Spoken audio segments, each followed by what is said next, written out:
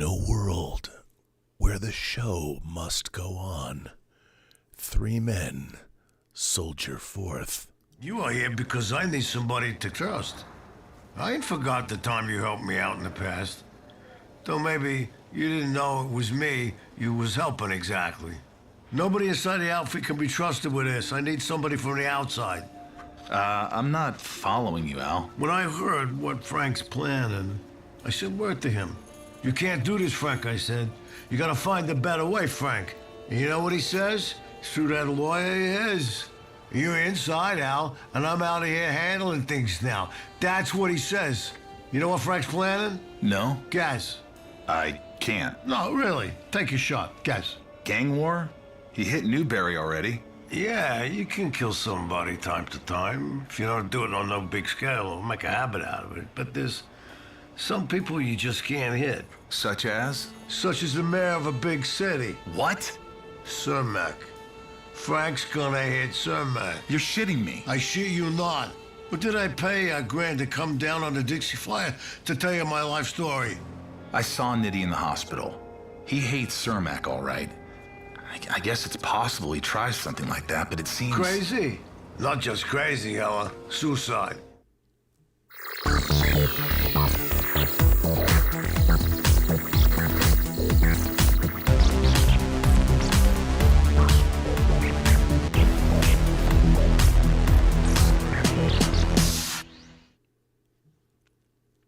Well, greetings, imagination connoisseurs. This seems strangely familiar. Welcome to the very last Let's Get Physical Media of 2024. This is a special show where we're going to recap our favorite releases and talk about some of the trends in home video in 2024 and what we feel about going into 2025. I'm your pharaoh of physical media. That's right, Robert Meyer Burnett, and I'm Rob casting from the Rob Observatory to you, you imagination connoisseurs, you members of this, the Post-Geek Singularity community.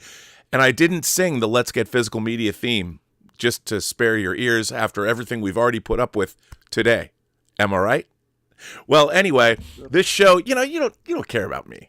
What you really want is that hunka burning love I bring to you every week, all the way from Saarbrücken, Deutschland, a man you know and love, your favorite German, my favorite German, the world's most favorite German, Dieter Bastian. Well, Rob, I had to switch to coffee now, since we're a little bit later. Instead of the non-alcoholic beer you normally swill?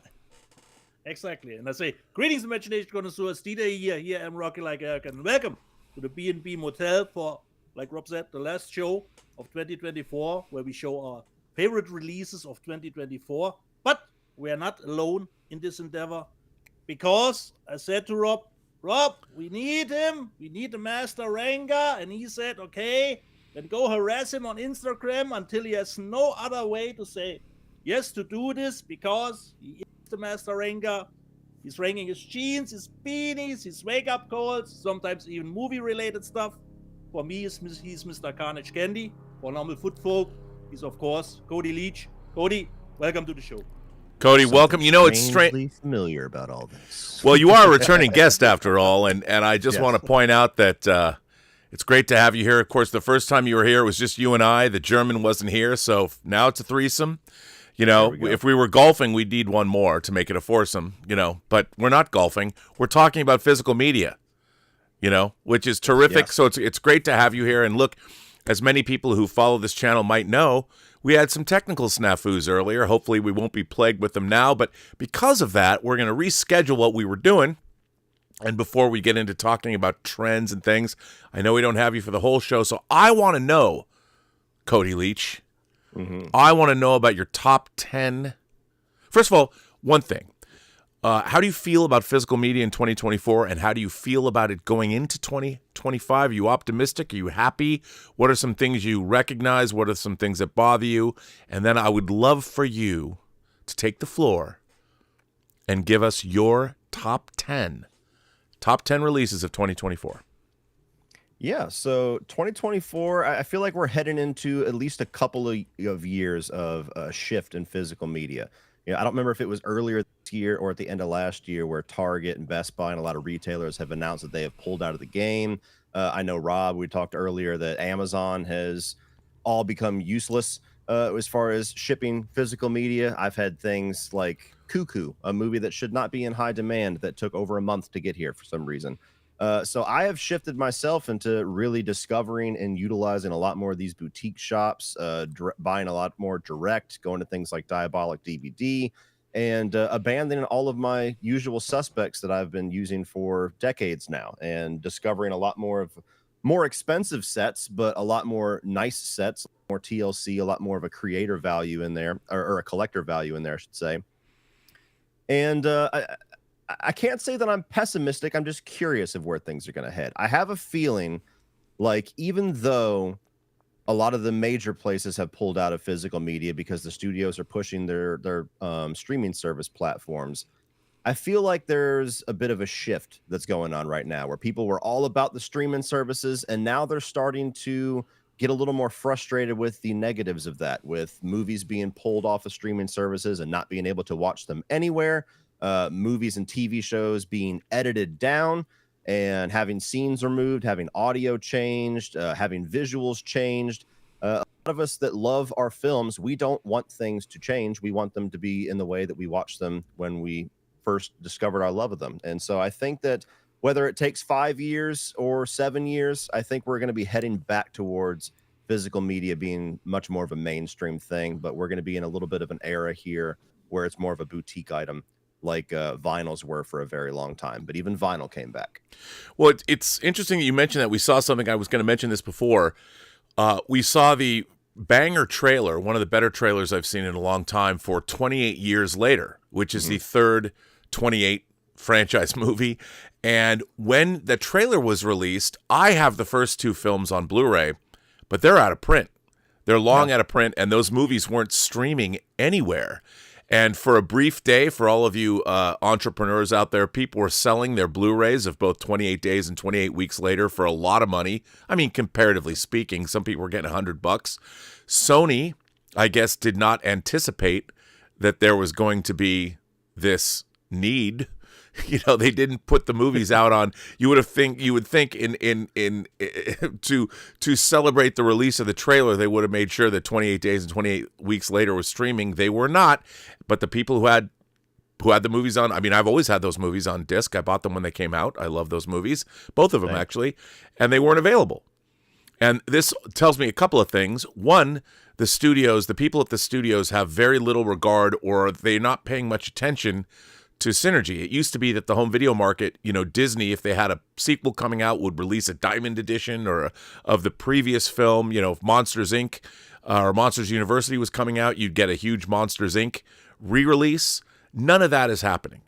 And it seems like the entire physical media spectrum is now being kind of pushed over onto boutique labels, which is fine with me. And also the boutique retailers, like you pointed out, their packaging is better. They're starting to do things like, I've been buying directly from Radiance. They put out their little year-end pamphlet, or their 2025, their members zine, as they call it. A lot of great information here. They even talked about titles they weren't able to get and the reasons why they couldn't license them, which is great. A24 is selling direct to the consumer now. You can get that beautiful Stop Making Sense disc that I forgot to bring up earlier, but you can go directly to them, and their service is incredible. You brought up boutique retailers, Orbitz, of course, Diabolic. And then I've been buying, I find myself buying direct from the companies, whether it's Arrow. Sometimes I'll go to Groove or Zavvi, but I'll buy direct from Radiance, direct from Arrow, direct from Umbrella, because their website is really the only place where you can get a lot of these exclusives that I'll show later. So we're going back into I think what was the Laserdisc days. There were 4 Laserdisc retailers here in LA that I would buy Laserdisc from, and that was it. Wouldn't even buy them online. And now we're that is a contraction, but at least we have now a consumer base that is very loyal, that's very interested. We'll just hope that it continues to stay profitable. Mm-hmm. But you obviously, as you said earlier, you bring in the modern audiences. You're younger than we are, which is great. It's great to have sort of the next generation, so to speak. And yes. I think that's great, and it's interesting to hear where you're coming from. So why don't you recap or lay it on us. What are some of your top 10 releases of 2024? All right. Well, coming in at number 10 is a movie that I've stuck on this list just because I love what it stands for as far as physical media. And that is Mike Flanagan's Hush. This is a really good thriller where you have a woman who is deaf, who has got this guy trying to terrorize her. And so she has to navigate the situation without being able to hear where he's at. It's a great movie that was only on Netflix. And then out of nowhere, Netflix pulled it, going right into what I was just talking about. And you could not watch this movie anywhere if you wanted to. Netflix didn't have it. It wasn't available to be purchased by Apple TV, Prime Video. There was no physical media release of it. And Mike Flanagan said, to hell with that. That's not going to happen. And so he really championed and pushed forward the production of this, which is actually a really nice release. A lot of us would have understood if it was just a regular Blu-ray just to have something out there, but it's a 4K release. It has multiple cuts of the film. There's 4 different discs on here. One of them on the Blu-ray and the 4K side is called the Shush Cut, which is in black and white, which was actually supervised and approved by Mike Flanagan. So it's a great movie that I'm glad that I own, but I also just love the fact that there are directors out there that see the issues that come with the streaming service era and care enough about their films to say that that's going to happen. My movie that I put my blood, sweat, and tears into is not just going to disappear. So this one is at number 10 for me. A good choice. Yes, Definitely. very much so. Number 9 is going to be the Criterion release for No Country for Old Men. This has always been my favorite Coen Brothers film. And it's one that I'm much more of an artwork whore than most people that do physical media. I kind of get more sucked in with that than I do the special features or anything like that. And I just loved the way that this looked. I love the way that it's all like an old school Western. It's almost like a pencil drawn artwork. You open it up and like the booklet, even the coin graphics on here are all really cool artwork inside. You got different scenes of the movie, but it's also a really great transfer. And you also have new recordings with the directors and the cinematographer Roger Deakins. So that was one that I definitely had to get, and I have it on good authority. You'll hear more about that later. So that one is number 9. Number 8 is one that was a huge surprise, not only because I was not expecting this movie to get any kind of a fancy release, but also because Lionsgate actually reached out to me. I guess they saw that I was a fan of the film and wanted me to check this out. So it is the 4K release of Stir of Echoes, which has got this really cool little lenticular cover here. You open it up, it's got the steel book of the same exact thing. And as I said, go ahead. That's a really awesome release. And I mean, I know people at Lionsgate. Nobody reached out to me to get that one because I definitely want to add that to the collection. I've got to call somebody. I got to call our guest from last week and hit her up. Got to poke the bear, bro. I got to poke the bear. Be like, I know CODY LEACH. Let me in. But this is one that, I don't really typically get contacted about physical media releases, but this is one that they reached out to me. And if you've seen the movie, you see, the significance about this on the discs. And my favorite detail, which sometimes you don't even notice because very rarely do you take out all of the discs. But if you take out all the discs, you have the skeleton corpse of Samantha right there underneath the discs, which I love. A movie like this that was completely overshadowed in 1999 by Sixth Sense, which was the much bigger release. Yeah. It's always been one of my favorites, one of the more hidden gem horror films that I always talk about and always champion. And I love whenever you get one of those movies that gets a release like this. That's interestingly not just a basic clamshell. I would be remiss if I didn't mention we also did get Sixth Sense, and we did get Signs this year from Disney, from the Sham Hammer. So we got both these movies in 4K this year, which is kind of cool. Yes. You can watch them as a double feature. There you go. They're very different. I don't know why they kind of got lumped in with each other as like just Stir of Echoes is the lesser Sixth Sense. That they're totally different movies, and I've always preferred Stir of Echoes. So I guess I'm just one of those crazies. Moving on is my little cheater section. This is not actually a sanctioned release. This is not from an official retailer or anything. This is actually just somebody that makes something custom. What happened? Nothing. Just that you're buying something from that's not officially. He's just upset that you are cheap. I'm getting PTSD from an hour ago. Like, what happened? Anyway.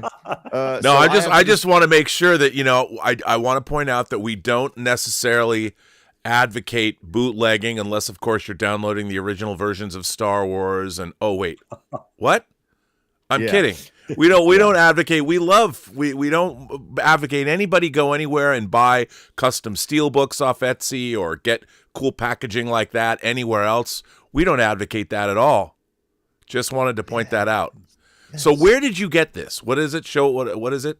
So this is somebody I found on Facebook that built this custom box that holds all of the recently redone Shout Factory releases of the entire Child's Play franchise. Wow, that's dope. And the remake that's not a part of it, but they were at least had the decency to leave an extra space for that. And it's got custom artwork on every single side of the box. That looks like it's really well made too. It is. It's solid. I mean, I could throw this across the room. It's not going to do anything. Don't do that. It'll dent.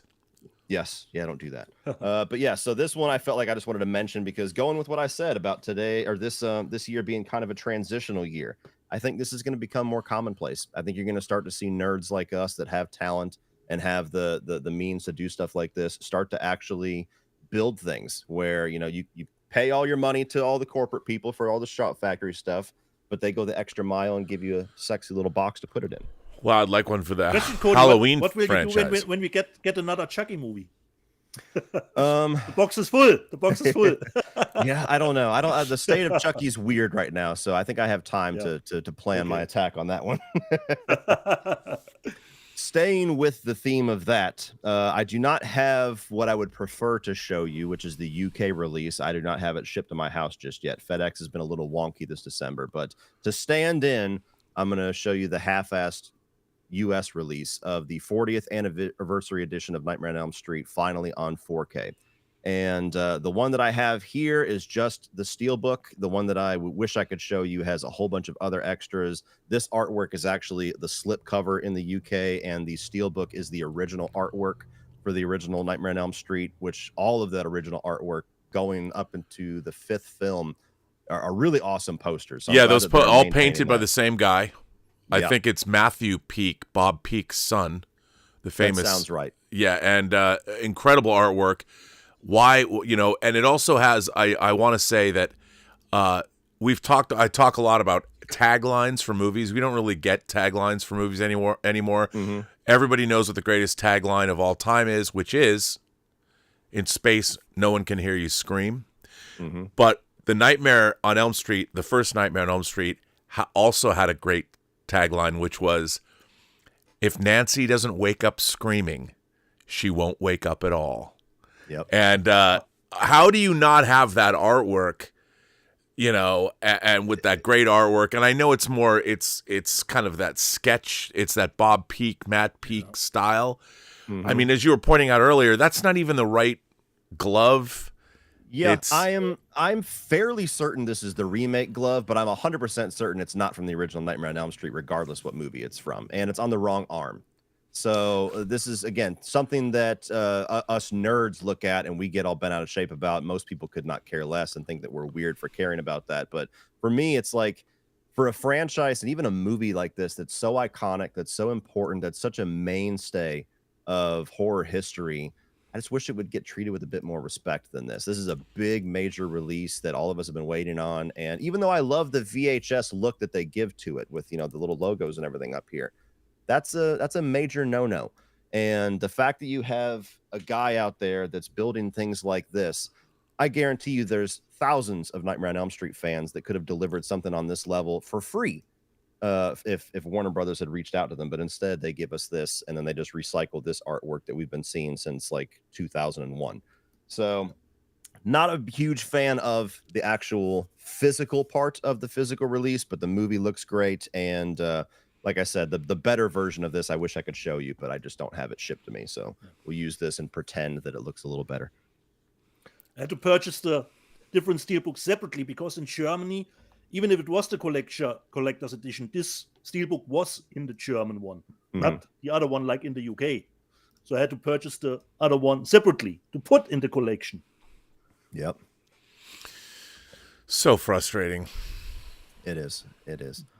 But we have a 4K release of a box set that has been rumored heavily for 2025. So I just hope they take the feedback that they got in droves with this and they say, okay, if we're going to do a box set finally, the first one since the mid 2000s, let's actually care about this one. That's what I'm hoping for. That's what I'm hoping for. Yeah, I mean, I like that initial, the DVD. You know, again, that was, New Line put that out. It was a great box set. And New Line, of course, they were pioneers in the DVD market to add special features and to do different packaging. And they really knew what they were doing. They understood how to cater to the collector's market. And that was a great box set, the likes of which we haven't seen in 20 years. So the ones where the spine is a picture of Freddy. The spine's all. I mean, it was. Here's the thing: the thought back then, the studios actually put a lot of thought in because the DVD market was so profitable for them. Yep. They were making a movie could make 4 times on home video what it made in the theaters, and too bad those days are over.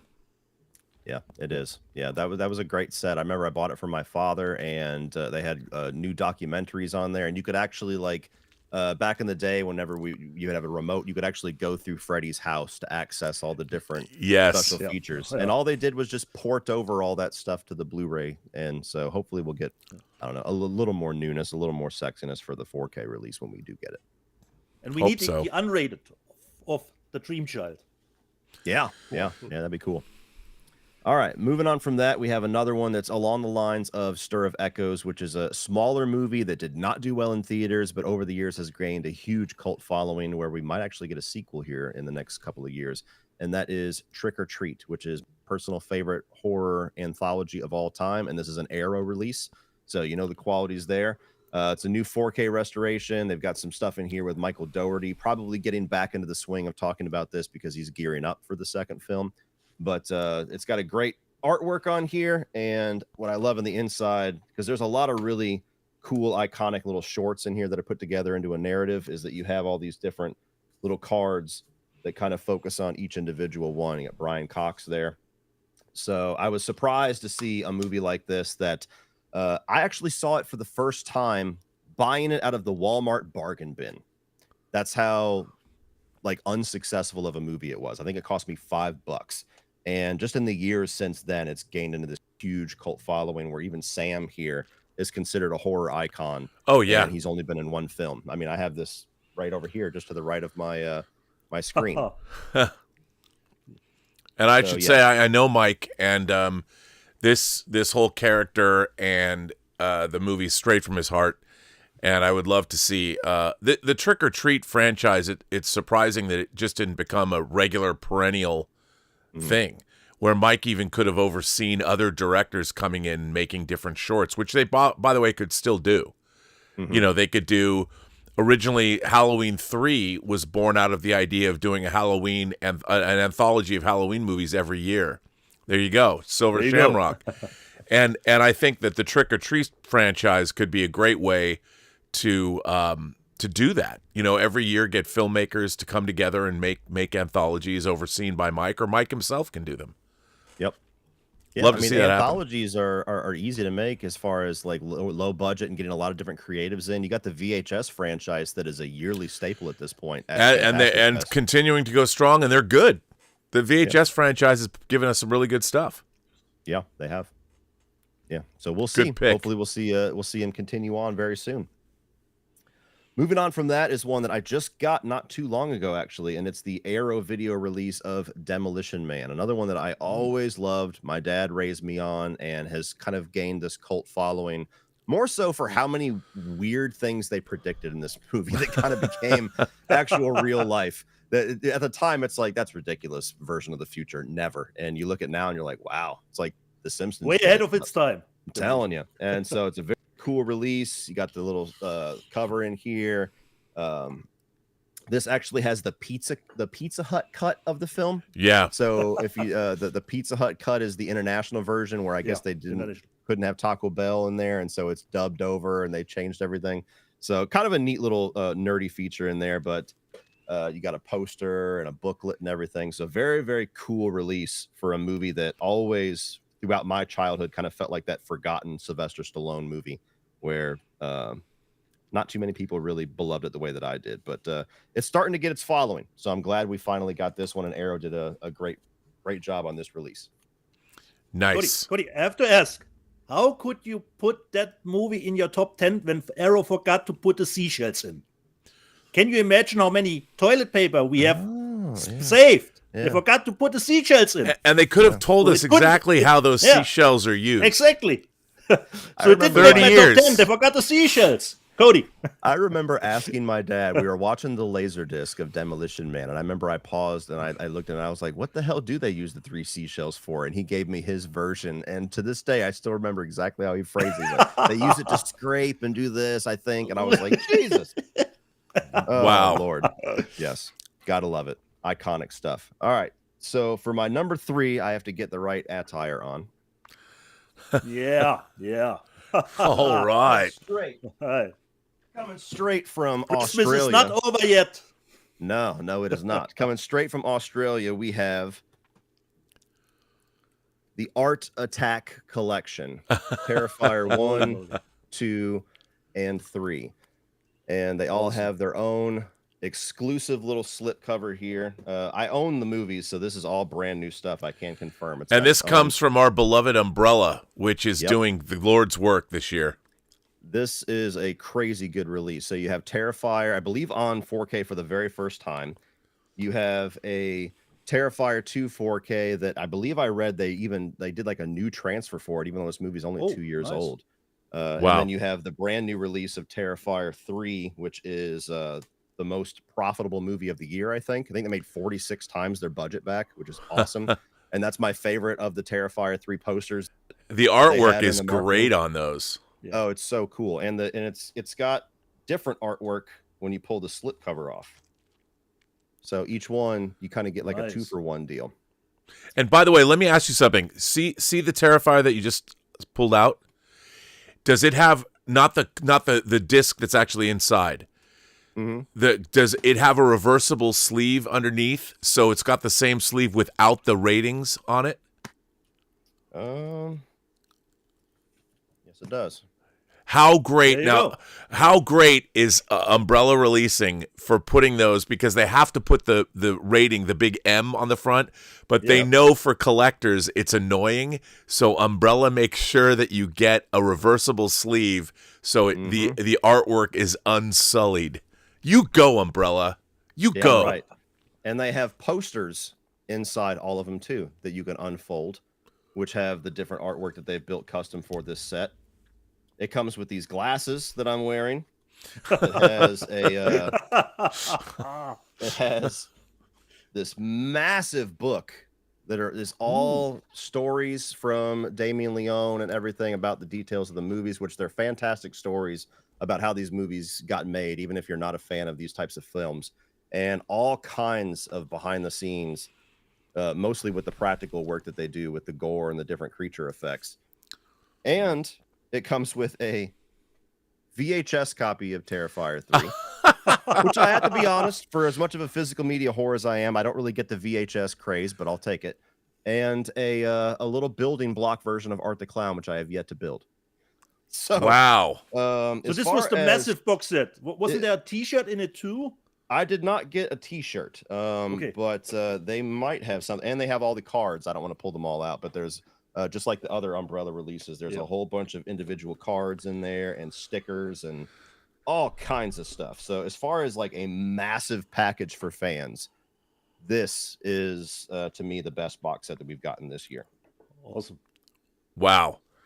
Of course, you have to be open to liking the Terrifier franchise. So. Yes, it is definitely a love-or-hate type thing. But I mean, let me ask you this.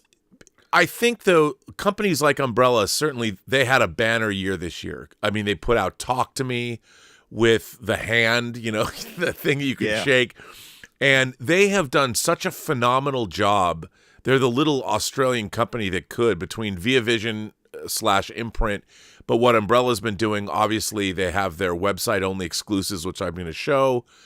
They've just done, even the boxes are really thick boxes. A lot of the time they're embossed or they've got texture to them. Umbrella's, I think that we're going to see. They just announced they're doing not day breakers, not day trippers. The vampire film. Daybreakers, I think. Is it Daybreakers? Daybreakers, Yeah. the Spear Brothers movie that they made before they made. I'm hoping that they're going to do Predestination in a box set. But they've released their Ozploitation Volumes 1 and Volumes 2, which have some really interesting stuff in them. They're quickly becoming one of my very favorite home video companies. And I think that, look, catering, they can obviously they're spending the money, they're making the money, they're selling out of their works. Do you think that this is going to be a trend that more, I mean, Arrow's doing it. We're seeing, do you think more people are going to start doing this? I mean, between the German companies like Play On and all that, everybody seems to be leaning into this. Is this something that's welcome? Will you spend more money to get a premium box set for a movie like Terrifier? Obviously you did there, but would you do it for other movies? Yeah, I mean, that's kind of the transition that I've been making this year, because for a long time, it kind of felt like 4Ks were already expensive. And then now it started to become more of a boutique thing. But when you get the level of quality that we're getting out of these ones that I have here, like in my top 3, I mean, I'll pay, if I love the movie enough, I'll pay $100 for one physical release for it. Yeah, It me has too. That much cool shit in it. To me, it's about that collector side of thing, and I even like doing it because my father got me into movies, and he doesn't buy near as much as I do. But I even like surprising him with stuff like this. Like my number 1, I actually purchased 3 different times because I wanted to have one of them for him. And he doesn't get into he doesn't have the knowledge of all these different little boutique shops. So if it doesn't come through Amazon, he doesn't know it exists. So I like being able to give it to him and be like, check this out. And it's just like, a kid in a candy store with certain movies. All right. Well, what's next on your list? All right. So coming up at number 2 is one that I imagine all of us have in our top couple. And some might be shocked that it's not my number 1. It was for a while. And that is, at long last, The Hitcher. This is another one of those movies like Hush was for a while there, but only it was a decade or so where you could not find this movie anywhere. Right. The only copy you had on Arab. Hang on, we got choked off somehow. The internet release here with this 4K, and this is just like this is a Hitcher fan's dream.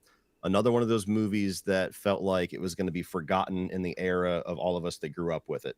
And I saw more press, more Twitter attention, more fans going nuts for this release than anything else this year. For a good 20 minutes there. So hopefully we are back. So finish up what your thought was about. I just wanted to say what was really interesting about this was the thing about Second Sight, and why I say they've been my favorite label for the last couple of years, is they were showing us on social media them doing the actual transfer of this. And the transfers that they've been putting out for movies like It Follows, they're so gorgeous. And they had Robert Harmon, the director, involved. An incredible release of The Hitcher. And also George Feltenstein over at Warner Archive found them the negative. And there was a little hiccup because they were selling it around the world to everybody, and then they could only sell in the UK because they had made a deal that Warner Brothers was able to release The Hitcher around in other places. But that's okay. We all got our copies. It's funny. I bought The Hitcher from 3 different places, so I made sure to get. So I made, and I did the same thing. Yeah. I had think forgotten you were the one that shared the story that I was like, what does that mean? And then I went and purchased it from something else to make sure I got it. It was so funny because they did honor, Second Sight did honor to the people in North America who'd pre-ordered it. They did honor that. But, I went to Diabolic DVD, and what's so funny is I got a box a couple days ago that I was like, oh, I forgot I ordered it from Diabolic DVD, and there it was, another one. So maybe I'll have to have a Hitcher giveaway. But there you go. The thing is, the most important thing, the swag, whatever, that's great. The packaging's awesome, but it's the movie itself. It's the transfer of the movie, and that's what's the most important thing. And oh my God, does The Hitcher look incredible.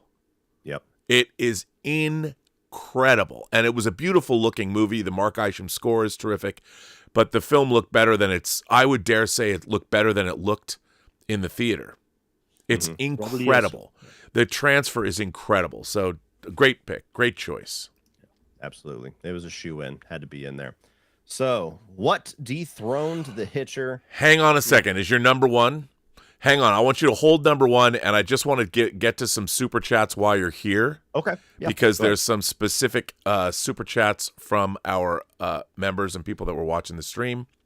Okay. So let me. I'd saved them so I didn't lose them from before, and now according to here we go.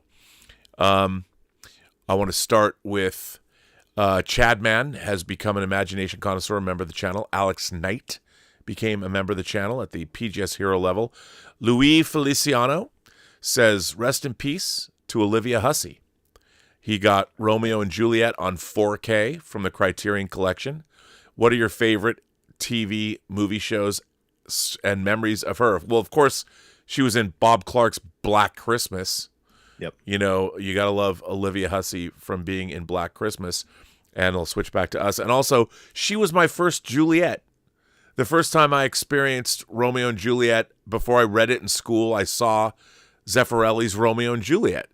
And to see that, I didn't see the boobs. You know, I didn't see the nudity yet because it was on TV.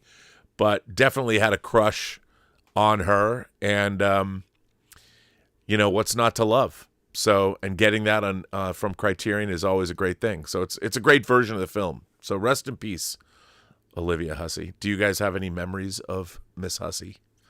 Yeah, I mean, I'm a massive fan of Black Christmas, and actually, a buddy of mine, Dave McCrae, did 2 fan films as a sequel to the original Black Christmas called "It's Me, Billy" and "It's Me, Billy" Part 2, or Chapter 2, and she was actually supposed to reprise her role in "It's Me, Billy" Chapter 2 and had to pull out like a month before shooting because of health issues. Oh. And that was earlier this year, and I kind of felt like when that happened that, you know, this is probably not too far off in the future. So that it was a shame that she wasn't able to reprise that role. Jess Bradford won last time before she passed, but yeah, rest in peace. Dieter, I mostly know her from Black Christmas. Other than that, I really need to go a deep dive. Well, being the classic romanticist that you are, you got to watch Zeffirelli's Romeo and Juliet. Dieter, come on, what's up? Channel Surf says that the mystery of our first stream that we attempted, that it was data from Goonies is hacking my stream. Clearly, that's what you get, Rob. Louis Feliciano, by the way, became a member of the channel, so thank you. So yeah, by the way, Goonies is now streaming on Max, so you can all watch it and get back to me with if you think it's some great child's movie that you remember as being one of the greatest things you saw in your childhood. Well, that's okay. You can. You're young. What do you know? But you can watch the Goonies again. Jason Webster says, Happy New Year to Robert and Dieter, hosts of Let's Get Physical Media, the best home entertainment review streaming show on YouTube, aside from today. But we bring you great guests like CODY, and subscribe to his YouTube channel, CODY LEACH Reviews, right? Is that what that's the channel? Just my name, just CODY LEACH. Just CODY LEACH, okay. Yeah. Yep. Let's see. D Duval 59 says, R&B, I heard Cameron used AI when converting Titanic to 4K. Is this confirmed? I don't know, but maybe he did. If so, how come it looks less tampered with than the ones he released this year? It might have been an early version of that. I really don't know. To me, the thing is, color timing a movie or color grading a movie requires the human touch on a frame-by-frame basis. I would never leave anything up to AI. Yeah. Because that's like allowing some general... No, you have to go scene by scene, and you need... Look, Randy Coonfield, who color-timed... as a matter of fact, I don't like... he's an older gentleman, did a fantastic job color-timing True Noir, color-timing Tango Shalom, a.k.a. Forbidden Tango. I would never color-time a movie without somebody who is a veteran color timer or color grader. I just wouldn't do it. Mm-hmm. Justin Toner goes on to say, Hi, Rob, Dieter, and CODY. It's my birthday today, but I'm dropping in to see your best lists. Lots of great 4K releases this year from Conan, The Keep, Godzilla -1, Godzilla 54, Seven Samurai, China, O'Brien, which is great. All those things we'll get to. Yeah, there you go. Major Chai Chai says, Rob, Dieter, and Cody, may you have orders of magnitude a better year than the original stream you were on. Happy New Year from Fingers crossed Major about that. Chai Chai. So, yeah, that's very funny. So it looks like we are caught up with our old stream. So that's a good thing. Let me check on the new stream that we're in now and see what we got. Admiral Terrier, he is now an Imagination connoisseur. 5 Toast gifted 5 Burnettwork memberships, and Secular Monk has been a member for 16 months. And Thomas Logan says, my number 3 for the year is Harmony Korine's Gummo in 4K from Criterion. That is not to be unexpected from you, Thomas. But again, it's great to get that movie, such as it is. It's a wacky film, very odd, but I like it, in 4K. That's another great thing. And on that note, we go back to you, Cody. All right. Your number 1. Drum roll, please. Question of what could have possibly dethroned the Hitcher release for me. Well, have no fear, because what are you afraid of? It's only rock and roll. We've got Trick or I totally Treat. forgot about that. God damn it, Cody. God damn it. And yeah, there was actually 3 variant covers. I bought the 2 that I liked. One of them I wasn't as much of a fan of, but I bought these 2, and I bought a second one of this one for my father. This is a movie that I grew up watching that I swear to God, until I was in my 20s, felt like only Gene Simmons, me, and my father knew this movie existed. And it is if there was ever a horror metal movie, this is the one, where you have a kid who, classic to the 80s, is kind of the outcast because he's the metalhead. He idolizes this guy named Sammy Kerr, who was like the Ozzy Osbourne of that movie, and he dies in a hotel fire. But the kid is able to get a hold of a vinyl of his last recordings, the unreleased album, but when he plays it backwards, he's able to talk to this guy from beyond the dead, and he helps him get revenge on his bullies and stuff like that. It's cheesy. If you didn't grow up with it, I could see some people not really getting it, but it's always been one of my favorites, and it is definitively my favorite movie soundtrack of all time. The whole thing was written and recorded by Fastway, so it's literally just a Fastway album that was made for the movie.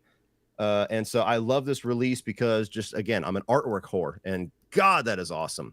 And I think this movie has gotten a second life just because of artists that love it, that are doing this with T-shirts over on Fright Rags, at Gutter Garbs. I have seen more T-shirts being released for this movie in the last 2 years than ever. And suddenly it's starting to get this bit of a resurgence of popularity. But you got a great 4K scan. You've got, this is from Synapse Films, by the way. And you've got a different, the original artwork here on the clamshell. There's a fold-out poster of Sammy Kerr, which is the one that he has on his wall that he tears down after he finds out that he's dead, which is pretty awesome. And a booklet with all the behind the scenes and everything, which has got another little variant on there. Again, like, artwork is my thing, and they just went all out on this release. So I was so psyched when I saw that. And it sold out. It sold out quick. It sold out quick, which was crazy to me. Another movie where I'm like, I feel like I'm the only one who's going to buy this, and I was wrong. Well, you know, again, I think it shows that something that the studios will never understand unless they have somebody like George Feltenstein working there. The fact that there is the Trick or Treat, you've got 2 Trick or Treats on your list. Let me just point that out. Yep. And that you have to know that there's a cult of people. And the fact that, look, I love Synapse. They're an incredible label. I still need to get their second volume of their box set of. They've got, by the way, they have the Russ Meyer box set coming out, I think, next week in 4K. All the Haunts Are Ours, or whatever, their full core box set. The second one came out. Synapse has been doing some incredible work, like they've always done. And again, that just shows you. And when they take the time, like you said, it's sold out, lickety-split, gone. Mm-hmm. And that's what we want as collectors. That's what we're looking for. And I think that the studios, there's really nobody at the studios that understand this. I think Sony, you know, they still do a lot of steelbooks. They do a lot of exclusive steelbooks when they're putting stuff out. I really enjoy that Sony's doing that. And I think Warner Brothers knows as well. I mean, George Feltenstein knows, but Warner Brothers proper doesn't, except the Warner UK people know. But other than that, I mean, we need these boutique labels because they're nerdy. They're as nerdy as we are. That's why they're boutique labels. Yep. So, what a phenomenal set. That's congratulations on snagging that. That's pretty amazing. Oh yeah, I love it. I love both of them, and it was a nice little early Christmas gift for my dad, because that was another one of those movies that he turned me on to. Then he would have never even known that existed. He would have just been stuck with a DVD or whatever. Stubble McShave sends in a tip and says, my favorite piece of physical media that I bought in 2024 is the deluxe leather-bound edition, meaning it's a book, of Words of Radiance, and it has unfortunately not arrived yet. Well, Stubble, it doesn't count then. It doesn't count as your favorite physical piece of media until you have it in hand. Yeah. You know, Just get the American version, hold it up, and cheat like I did. Well, there you go. There you go. Well, Cody, I know we've kept you. Now we've wasted half your day. It's now 2:00. We started at 11. We've gone through an odyssey, but it was great to have you back here to share your top 10 list with us. I want to thank you for being a guest again. You're always welcome. Thank you for the invite. I had a good time. Yeah. Well, thanks for being here. And we will let you go and enjoy. Before we do that, normally at the end of our show, I use Rob's slogan in German to go out. But this time, before we let Cody go, I use his slogan in German, which goes like, Meinungen sind wie Arschlöcher. Das bedeutet nicht, dass du auch eins sein musst. And if I had translated it correctly, or if it was just German gobbledygook, Cody had to fight out for himself. Well, Cody, what is that? If you were to say that to us in English, what is your sign off? So I sign off every video by saying that opinions are like assholes, but that doesn't mean that you have to be. Oh, I like that. A nice change of pace. Well, Cody Leach, go sign up and go. He has a lot more subscribers than we do, so go subscribe to his YouTube channel. What, Dieter? Do you have something to chime in about? No, certainly. The only thing, Cody, I totally forgot about the damn trick or treat.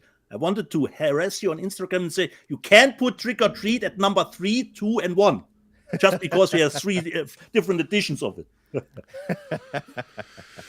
Well, all right, sir. It was great to have you. Have a great New Year's Eve in 2025, and we'll see you again hopefully this year. And by the way, is there anything you're waiting for in particular that you know is coming down the pike that you really can't wait to pick up? Well, you were talking about the Daybreakers release from Umbrella, and I've already pre-ordered that one, and that one's one that I'm looking forward to, because that's another movie that kind of felt like didn't get a huge buzz when it came out, but I've always thought it was one of the best vampire movies in the last 20 years. Oh, so Daybreakers is great, and so is Predestination, which they made after Daybreakers, and I hope they do both. So, all right, sir. Well, I will let you go. I appreciate it. Cody. Thank you guys for having me. Sorry I can't stay and respond to the rest of your no, it's all good. I'm glad we got to hang out. All right. It was great to have you, man. All right. Bye, guys.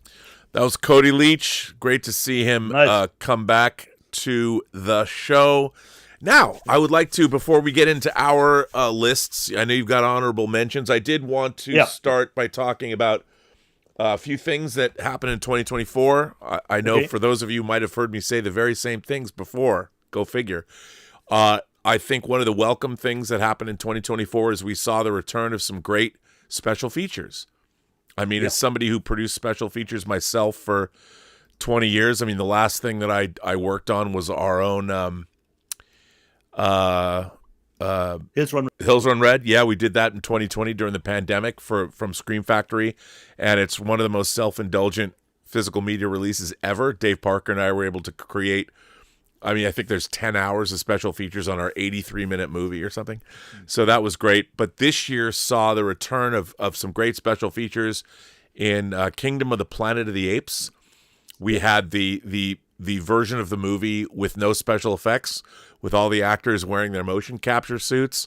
That was something one of us, all of us, there's a small group of us that we consider ourselves auteur special features producers, and a lot of us, I spent an entire year embedded in Superman Returns in Australia and Narnia and X-Men 2, but seeing this on the Kingdom of the Planet of the Apes disc was great. Great steelbook, by the way.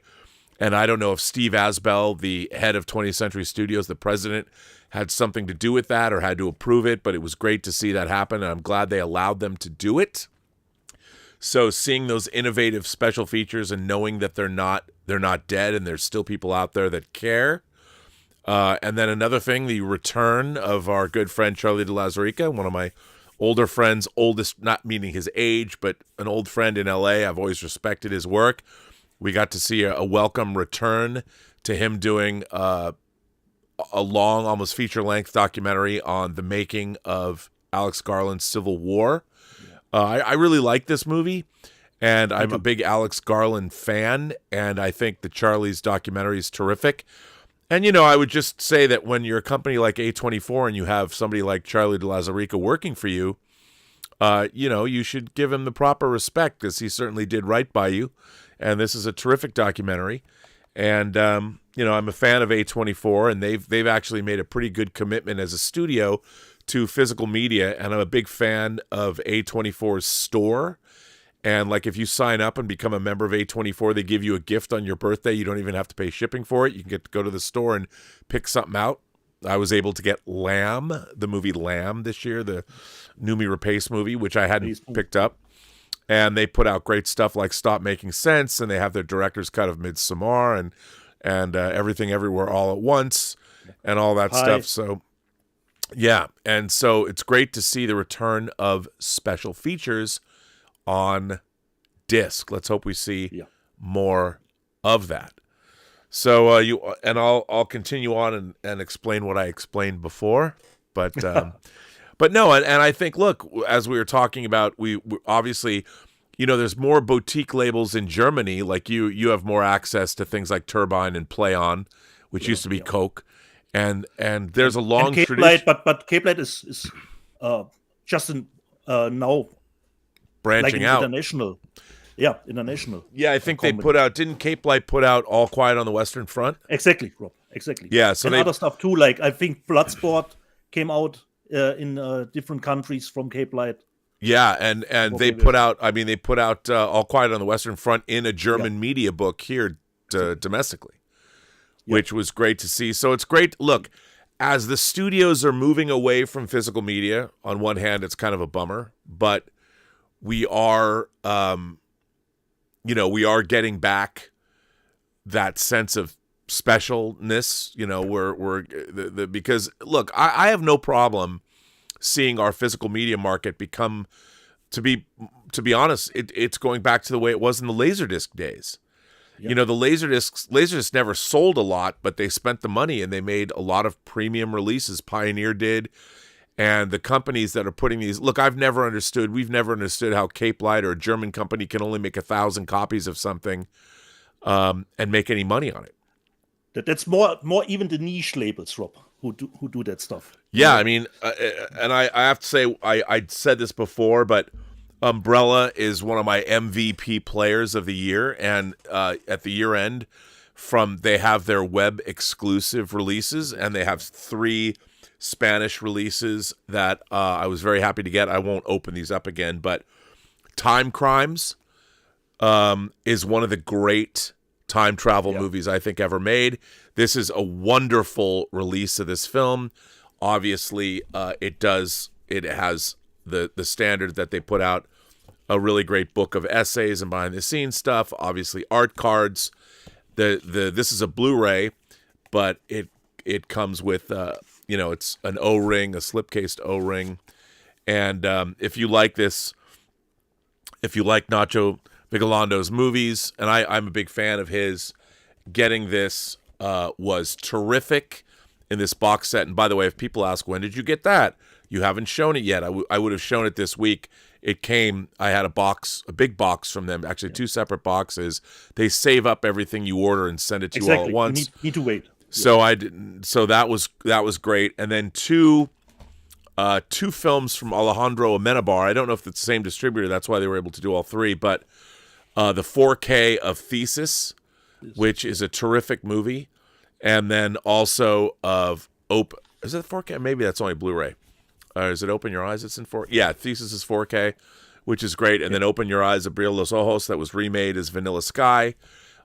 It was great to get these, and these again, individual slipcases with O-rings, great stuff. And as you can see, like, these are just 3 discs coming out from Umbrella from their web site. And of course, these are always individually packed and bubble wrapped. And even though they're coming from overseas, incredible company. And obviously they represent well. We've got more to talk about. But what were you going to say?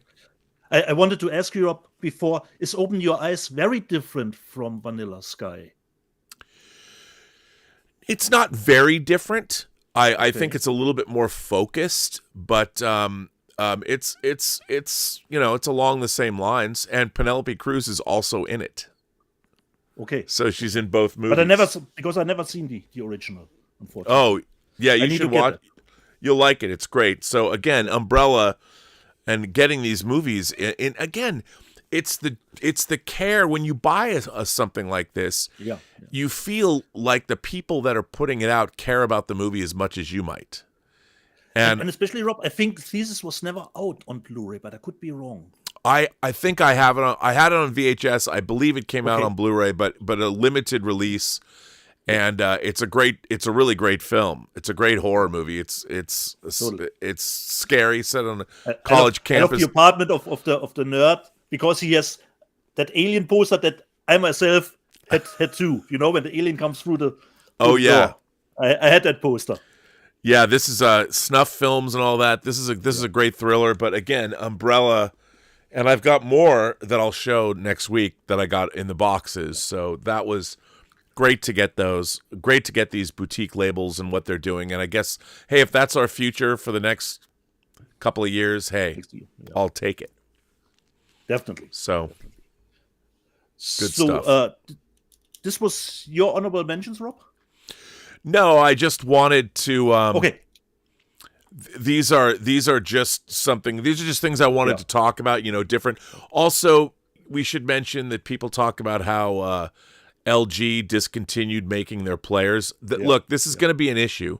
They didn't have a big market share, but the discontinuation of players is going to be a problem. I mean, Panasonic still makes them. Sony still makes them. You can still get higher-end players from like Magnetar.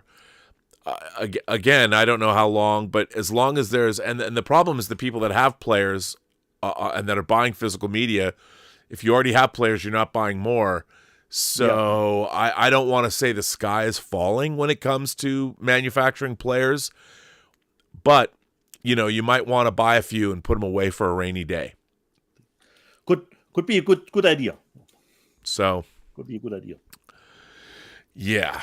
So you want to go back? I need to get the Kingdom of the Planet of the Apes, the US version, considering the special feature is not contained on the international release, but I wait for Schnäppchen. Right. Wait for Schnäppchen. So honorable mention. Would rather buy the other one with the O-ring to just have a different cover of the movie. Yeah, sure. When I buy it a second time. Again. So I'll give it to you. We can go back and forth, do an honorable mention, and I'll bring out something too. So honorable mention, Rob talked already about on our little bit technical snafu stream about it. First honorable mention has to be the James Cameron titles. Did not make the top 10, but for me, Aliens, I have to say, I know it doesn't look like it should, but in my headcanon, it works. We get from a cranny, slimy, crimey alien to a cleaner future. So in my headcanon, it worked, and I love how it looked, and it looked great. And then they probably refined the AI stuff with the Terminator. I know some are even not happy with this one, but I was totally thrilled with the Terminator. So the James Cameron titles has to be a little bit of an honorable mention because they were such a big topic this year. Since I'm going to repeat what I've said, people who've been with us will have already heard me say this. But and this is, you got to go with me on this. It's a philosophical thing. Let me just say, my baseline is what you want what I want out of physical media is for the physical media, which is a totally different medium. You're not watching light being shined through celluloid. You're not seeing the photochemical process. It's an entirely different way when you're transmuting one format into another, digitizing it, broadcasting it. It's all electronic. It's a totally different thing. However, my goal, and I think the goal of any film restoration by a person like Robert Harris, is you want to retain as much as you possibly can the original look of how the filmmakers intended the movie to look when it came out. Now, in saying that, I've also come out and said, look, in my beloved 1953 War of the Worlds, when you can see the wires holding on to the model of the Martian war machine, I do not have a problem when they go in and erase the wires, because the film still looks the same, and the filmmakers wouldn't have wanted the wires to be there in the first place. Yeah. And I think that nowadays those wires get in the way of, say, an audience's enjoyment of a movie, because why are there wires there? Now, again, I'm a little conflicted by saying this, because historically the wires were there and you shouldn't. But what you also want to do is you want to retain, at the time, the wires weren't as apparent to the audiences of the day. They weren't looking for those things, the special effects. You know, if you don't know, you don't know. So I don't have a problem doing that. However, colorizing black and white movies, I think, is a bastardization of our culture. The James Cameron movies, a lot of people have talked about, you know, using AI, which I think is problematic, because you still need the human touch, I believe, in making sure you're going through this frame by frame and making sure everything's okay. But in the case of Aliens was a movie that theatrically, it was always all over the place. Different grains, different film stocks were being used, and you had rear projection stuff. So the entire look of Aliens has been altered. And a lot of people would go back and say, well, Rob, they used a 4K master that was created 12 years ago, or they used a 2K and they upscaled and all that. That's true. And normally I should be absolutely against it. However, in the case of Aliens, I put it on and it was a different experience for me. Now, a lot of people, it's funny, because if you grew up watching it on VHS, you're watching a low-res, horrible copy, and now we're watching it. It's literally, if you're watching the 4K, the resolution is 6 times better than, or it's 6 times better on Blu-ray, and then it's 4 times better than Blu-ray on 4K. So we're watching a totally different experience, and as I pointed out, when 4K first started and people were complaining about Close Encounters and Ghostbusters and movies that had optically printed effects, you'd go from really great looking live action footage to an effect shot that would look really grainy and back and forth and back and forth. And people who didn't really understand, why does it look that way? Well, watching a film print, it kind of smooths all of that out. But when you're on video, it's a lot more noticeable. So philosophically, do I think True Lies looks good? No, I think it looks like shit. I think you can really see all the altering and stuff. But with Aliens, because of the nature of the film and the fact that it's also a fantasy film, it's not set in the quote-unquote real world. You're mostly in space and then on an alien planet. I think what they did to Aliens made it look really interesting. And I really enjoyed watching it. My jaw was on the floor.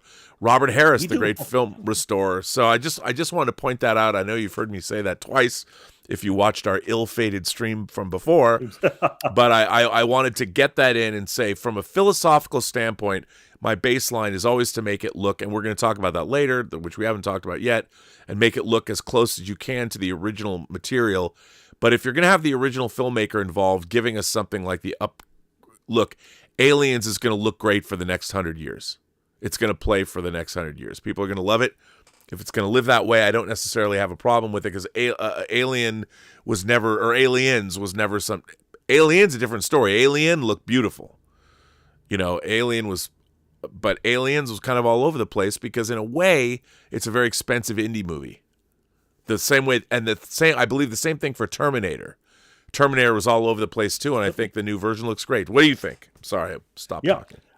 first Terminator, I was totally thrilled with how it looks. And considering, like I always say, with Aliens, you still have the Blu-ray to go back to if you don't like how the 4K looks. But in terms of True Lies, yes, we have the Spanish bootleg or not bootleg, but not really an option. Or even with Abyss, not even there we have an alternative option. At least with Aliens, you have the alternative to watch the Blu-ray from in the day. And I don't even have checked it, Rob, if in the package the Blu-ray comes from the new case, or perhaps in this package there is the old Blu-ray version in it, so you actually have both versions in one. I think it's the new version. I think It's a new version. Okay. So should I go on, Rob, with my honorable mentions? Yeah, we'll go back and forth. Okay. Since Rob titled the show Favorite Releases, but he forgot physical media, I have to put on, of course, Hope and Glory, our fan movie, as one of my favorite releases of the year. So, Eric, when do I get the Blu-ray of your fan movie? So I can put it in my top 10. So it only can get hook me up, brother. honorable I mention. want one too. Yeah. So you can only get an honorable mention.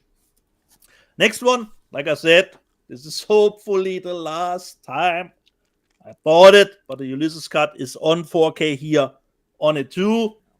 Waterworld of the packaging, got the diggy booklet. I already showed all the stuff. It has, I think, six discs in here. Waterworld for, I don't know, 50th time. I love Waterworld. I think I've bought the Arrow version twice. Yep, exactly, Rob. So I was thinking, I'm done. And then Paul from Twinflix, it eats. Waterworld is coming out as a play on. I think it's an exclusive with the Ulysses cut in 4K. And I thought, wait, what? I thought this is not possible. I don't have any technical infos about the Ulysses cut, and I haven't even seen it. But I bought it again. So honorable mention because the package is, of course, great. From Turbine, I just love how the structure is of this media book and the cover artwork for Pearl from Ty West. So honorable mention because I think Pearl, of course, came out last year, but this was from Turbine this year. The media books came always a little bit later.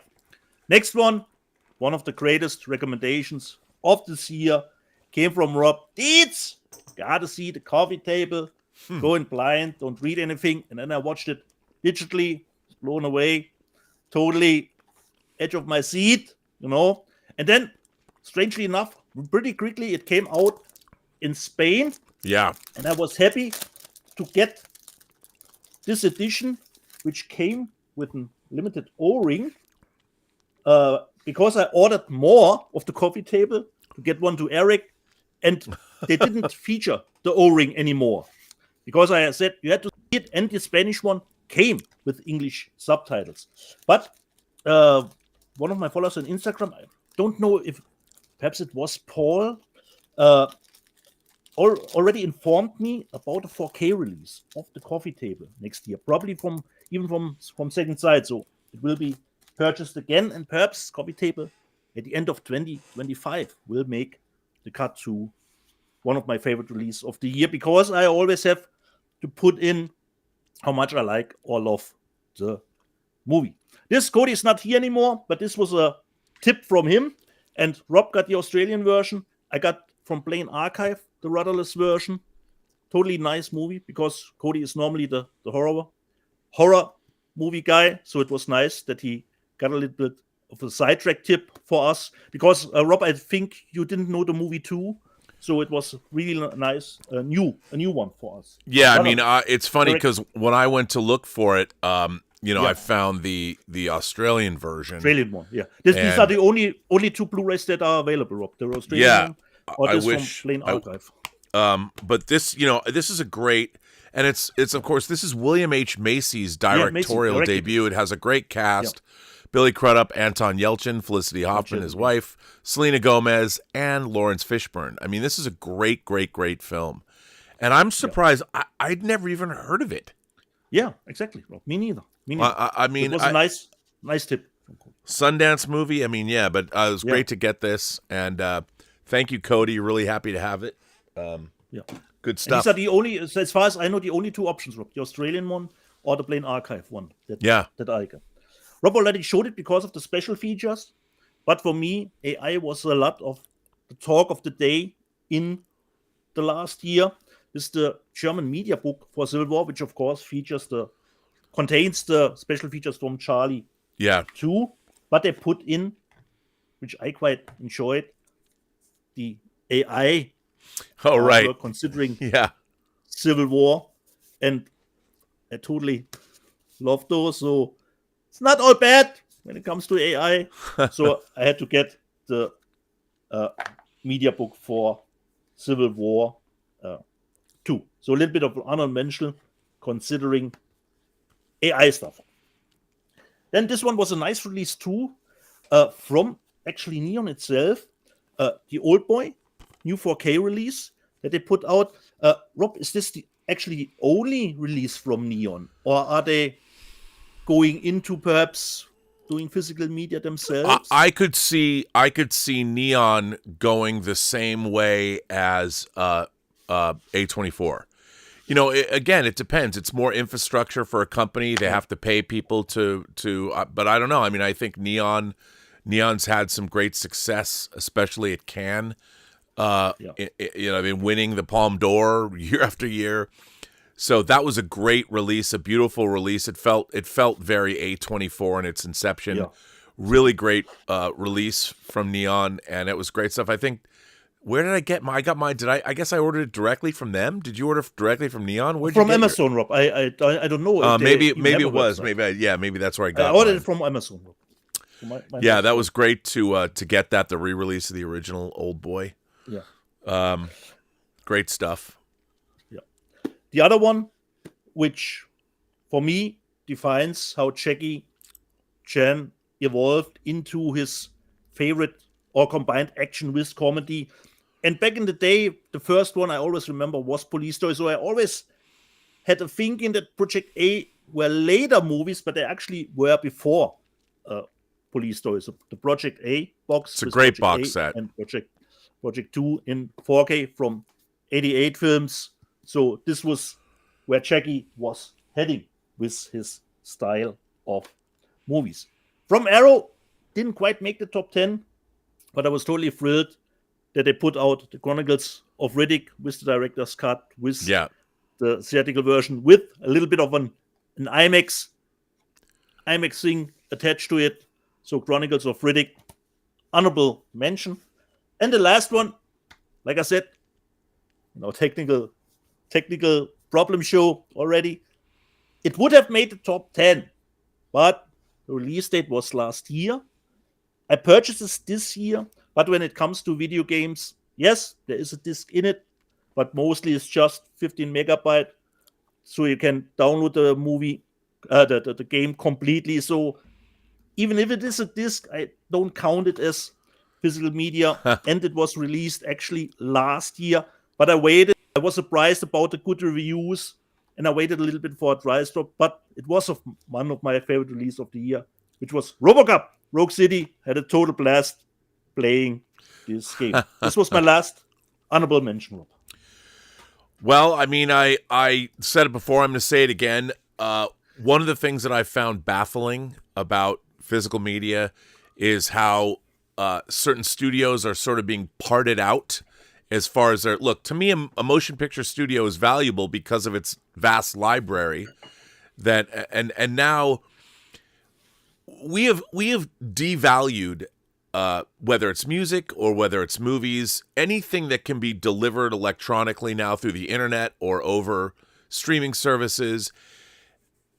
It's bizarre to go to a streaming service and see every single movie is in the same size. I mean, sometimes they get bigger now on Max if they feature things, but for the most part, all movies are now, I call it democratized if you want, but when I see Apocalypse Now next to, say, Sharknado. Now, I love Anthony Ferrante, who made the Sharknado movies, but to me, Apocalypse Now represents something more. It represents more of the art form or whatever. Yeah, but now movies have been reduced. The magic of movies is being sort of taken away, and I don't like that. And we now are seeing studios, and Paramount being the one that I see most, is while they are releasing, I guess, what they consider to be their top tier titles, still on physical media, they're allowing everybody from Vinegar Syndrome's partner label, Cinematography. And by the way, Cinematography is doing a great job. They'll release, like, they put out Little Darlings in a box set. I was like, what? They're doing a great job with those properties. But I don't understand what Paramount, what they decide to do. Obviously, Kino Lorber has been putting out an incredible array of Paramount titles in 4K, like you pointed out, Face Off, which I thought was a top-tier title at Paramount. But exactly. Nobody working at Paramount knows what Face Off is. Nobody working at Paramount knows that it was a John Woo movie, or that it was the most John Woo of John Woo's American films. Yep. They don't understand that. So clearly they're just letting these things go. And the fact that Kino Lorber is putting these out with reversible, in their own way, with reversible covers and O-rings, you go, Kino Lorber. But then I have to start by saying one of Paramount's biggest releases that they put out this year was Once Upon a Time in the West. Sergio Leone's Once Upon a Time in the West. And it's a very long movie, and people complained because they put it on a BD 66, not even a BD 100. To what, save money? Because someone at Paramount doesn't realize how significant this movie is. Yeah. And so I picked this is a Paramount proper release. I picked my Once Upon a Time in the West up from Italy, which is on a BD 100, and it has the Italian version, a longer version than the one they put out domestically. And this comes from For Cult, an Italian label. And they treated this, it has a cool, it's a cool I love the finishing touch. Yeah, it's great. Now, Paramount itself, now maybe it makes more sense that an Italian movie, it's not, Paramount distributed it here, but it's still an important film. But they did it better. You had the Italians do it better. I mean, they've been saying they've been doing a lot of things better than the Americans. Hubba, hubba, hubba. But they don't... the American market doesn't warrant the best release of this on physical media that they could possibly get. So, okay, and that was a Paramount proper release. Now, would even go with that release, Rob, even if Paramount would put out a box set with swag and stuff like that, Well, if they'd put it on a BD 100, it included the longer version of the movie. But yeah. Now, the one thing that Paramount proper did do, but again, you had to go to Europe to get this version. Chinatown, one of my favorite movies of all time. Certainly an inspiration behind True Noir, and probably this has more inspiration on what I've been doing in my own life, working on my own creative property. But in Europe, you get a slipcased box set. It comes with things like JJ Giddy's business card, and of course it says Chinatown on the back. You've got different art cards and booklets. There's a reproduction of the poster, and there's a still frame set. Now, this is a very significant film, but here in America, nope. We get bupkis. But hey, if we're going to get this stuff coming out, there's even something else in here. There's the farmland for sale symbol, sold. I mean, the fact that they had to manufacture this, and they knew that they cared enough to put something like this in the release, it just shows that apparently people in Europe, because Europeans still think of cinema as one of the great art forms, unlike the United States, which takes everything for granted. So we got that from Paramount, but this release that I wanted, by the way, I want to point out the American release, they didn't print enough, so it went out of print for months, so you couldn't buy it. So I got mine from Europe. Don't forget, Rob, you can probably peel off the rating on the front from China. No, on this one you can't. Oh, this one okay. Yeah, this is printed. I peeled off the other ones. But now, but the UK ones don't bother me that much. They're really small. Yeah, but now another benefit is that Paramount, a couple of things we got from Arrow, Paul Schrader's American Gigolo. Great release. I love American Gigolo. By the way, this is one of the movies that opened up 80s style, not just making Blondie's Call Me a big hit, but again, they put an O-ring on here. And again, you get a box set of swag. You have of course, the artwork that Arrow's been doing, original artwork, but you've got the original key art that's on the actual disc. There's posters of both artworks and a book in their great Arrow sleeves. Again, this is a Paramount film. I think it's a significant Paramount film, especially of the era, and we get it from not Paramount. Arrow. And now a movie that I couldn't believe that this happened, but this was rumored, and then they put it out, they dropped it very quickly, and they sold 12,000 copies immediately, and it was immediately sold out. Now, Imprint in Australia is putting out their own 4K version, but Vinegar Syndrome put out Michael Mann's much sought after The Keep, which the last time I bought this movie was on Laserdisc, and it's letterboxed. And to get a new version of it, a new great transfer, it's amazing to me. Obviously Arrow put this out quickly, and I've complained about it before. I think their artwork for The Keep is kind of lame, including, look at the book, The Keep. Really. I'm sure they put this out very quickly. They probably knew. They found out that Imprint was doing their own, so they wanted to beat him to the punch. And look, Vinegar Syndrome, you know I love you. I will always love you forever for putting out Liquid Sky. Where's the 4K, by the way? Liquid Sky and Body Melt. But this, you can do better, Senator. That's all I'm saying. And so that's still Paramount being parted out. MGM is being parted out. And it's okay, because if we're getting them from Vinegar Syndrome and we're getting them from Kino Lorber and we're getting them from other boutique labels like Arrow, good for us. So but still, the studio, if I was running Paramount, I don't know if David Ellison pays attention over at Skydance to Paramount's library, but I would start, why are you guys leaving money on the table? 12,000 copies? To a studio the studios, they're now thinking in these billion-dollar terms, and they don't understand if you have 20 copies of something that sells, what was this, 60 or 70 bucks or something? 60 or 70 bucks times 12,000? It might not be huge money, but it's a movie that's been sitting in your vault for 25 years. You've done nothing with. And if you did that with 30 of your movies, that's a constantly revolving revenue stream, but whatever. They just don't seem to care. Definitely. And Rob, considering honorable mentions, you forgot last year again. So, that was another thing. Speaking of Kino Lorber, I have loved Kino Lorber. Another movie I just recently got from them that I'll show next week was Internal Affairs, a Paramount film. I have been loving Kino Lorber's output of 4K discs. Their steady stream of 4K stuff. As Kino Lorbers want to do, they put out stuff from the classic era, like Eureka had put out Cabinet of Dr. Caligari, but in the United States, Kino Lorber put out the 4K of Cabinet of Dr. Caligari, a 1920s silent film. Kino Lorber delivered this, The Golden Lion at the 1961 Venice Film Festival, the last year at Marienbad. One of the most beautiful and enigmatic movies of the early 60s. Again, like Antonioni's Ennui trilogy, Alain René, I can never pronounce French words, but I saw this movie in the theater at the ArcLight in 2015. I'd never seen this in a theater before. It's great to have this on 4K. This looks incredible. There's interviews and special features with this. And Tim Lucas, Video Watchdog's Tim Lucas, does the audio commentary on the 4K that's really, really good. And this film looks incredible if you've never seen it. It's haunting.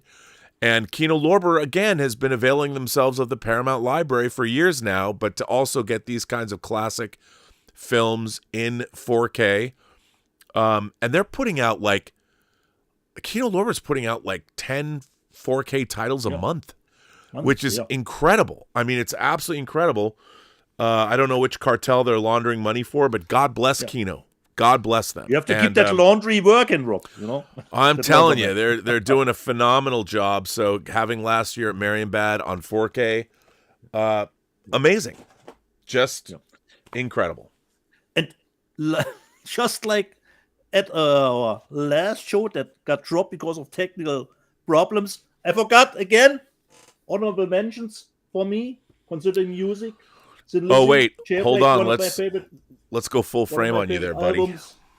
And from Def Leppard, the Pyromania albums, which came with books, more CDs, and of course, most important thing, Blu-rays with Dolby Atmos tracks of those albums. So I think this just shows how good the year was. If this is just for me personally, just honorable mention, you know. So, but this was all honorable mention stuff. But I wanted to show it, definitely. Which is, of course, amazing. Now, I guess it's not. I have more than. I have like 12 titles. You know, I have more titles. Okay, then put one in the honorable mention section, or make it a top 12. Bro. Well, one of the things I've loved is Curzon has been putting out these box sets. They did the Strickland box set that came out that had Barbarian Sound Studio, Barbarian, and then the Bellatar box set came out that I really want to get, and I didn't get the Wim Wenders box set, but I need to get that. But because it has Far Away So Close in it. But what I did get was Curzon's individual release, one of my favorites of the year. I love this movie so much. Not as much as Wings of Desire, but Curzon put out Wim Wenders' Paris, Texas. Nice. And this, again, a beautiful release. I mean, I love this release. I know it's in their box set, but I'll get that eventually. It has a digipack of the film, of the 4K and the various and a Blu-ray. It has posters. It has a book. You know, it's just a great box set release. I just got it because I really love the packaging. I also love the movie. So Curzon put that out. I mean, while I don't think I can call it one of my favorite releases of the year, only because it really came out as part of a box set. But I thought this individual release was great. So I guess would that be an honorable mention or just a release I loved? Yeah. You know, I loved getting this from Curzon. So thank you, Curzon. And I guess I'll talk about it again. I already talked about it before, but I think one of the most insane releases, I don't think it's part of my top 10, but I think it's really important. And it comes out from Umbrella. I mean, this must weigh 5 pounds. Yeah. I mean, it must weigh 5 pounds. This is, of course, Caligula, the ultimate cut. It is a monster package. And as I talked about before, why is this movie important? Caligula is a notorious film. Tinto Brass directed it. It was supposed to be a very highbrow look at the Emperor Caligula, written by Gore Vidal. And Bob Guccione, who financed it, hijacked the movie. And even though it has Helen Mirren and I think Peter O'Toole, right? And John Gielgud and Malcolm McDowell, all these incredible British actors that thought they were making maybe a follow-up to I, Claudius or something that was an adjunct piece to I, Claudius, ended up finding themselves in a hyper-violent and basically a pornographic movie because Bob Guccione reshot everything. So what happened with this was recently, unfortunately, Tinto Brass was not involved. Some very, forgive me, I don't know his name, but an industrious producer went and got access to the entire negative, everything that was shot, and basically rebuilt a brand new movie based on the original script with what everything was shot and it's still got sex and violence in it, but it is not, it's actually it's turned out to be quite a good film that was much more along the lines of what they intended to do in the first place. And we got an American release here, which is okay, but this is so insane. I mean, anything you wanted to know about Caligula but were afraid to ask, that's what I would call this box set. This is an astonishing achievement. It's amazing that it exists. And while maybe I shouldn't put it in my top 10, I think in terms of what it means... do you think the movie would be as infamous if it came out immediately in that version? No. That's the whole thing. I mean, Bob Guccione. I remember when this movie opened in Seattle, and I didn't understand. I called it Caligula when I didn't know who Caligula was. I hadn't seen I, Claudius at this point. And it was playing at the town theater, and it was like rated X, and I couldn't go see it. And I was like, why can't I go see this movie? Malcolm McDowell's in it. What? He was in Time After Time and Clockwork Orange and If, Lindsay Anderson's If. Why can't I go? And it was such a weird thing that these. Why would he be in a movie that was X-rated? What's going on here? And well, apparently now years later, this is why this is adulting. So I have this, whatever that means. We have it. Yeah. So my top 10, Rob, is actually 11 titles. But I would say, before we jump into our top 10, or perhaps your top 11 too, I would say we go through the super chats before we start our real ranking. I don't know if we got. We'll do some more super chats. Let's see what we got cooking here. Yeah.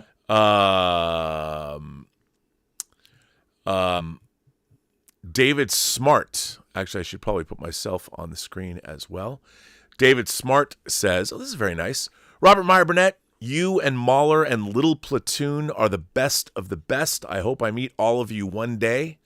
I love movies and collecting DVDs." Well, David, that's very nice of you to say. Huh? I, too, enjoy... I was supposed to be on a show with Little Platoon. I was supposed to go on George the Giant Slayer show, but we had an internet meltdown here, which I'm trying to get back on. So thank you very much. That's very kind of you to say. Garrett Groover says, would George Feltenstein know where the OG negative for Ken Russell's The Devils is? Oh, yes. Ken Russell's The Devils.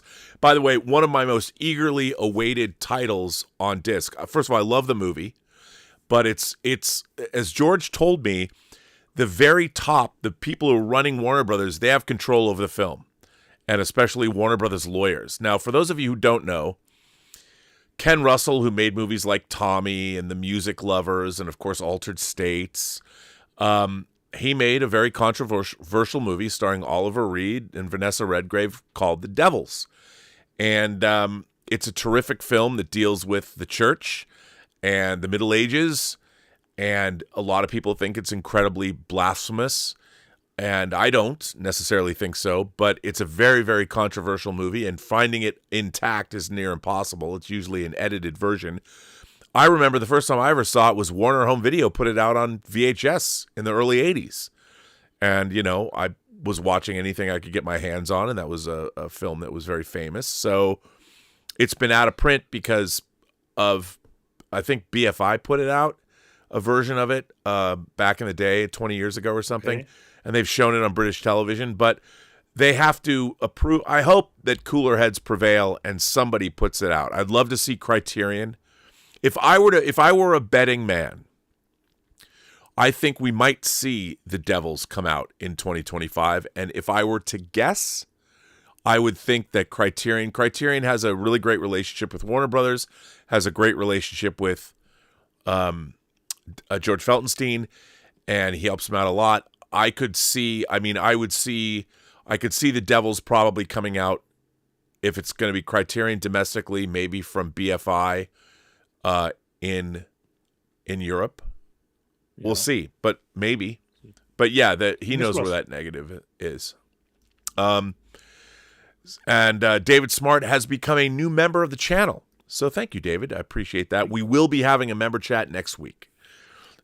We have, for those of you who don't know, every other Saturday, theoretically, not in the month of December, we have member chats that usually last anywhere from 3 to 4 to 5 hours, where we shoot the shit together.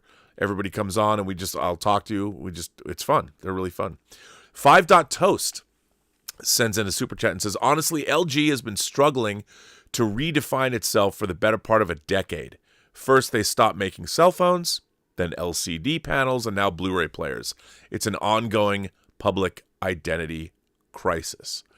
Yeah, I could see that. That's a bummer.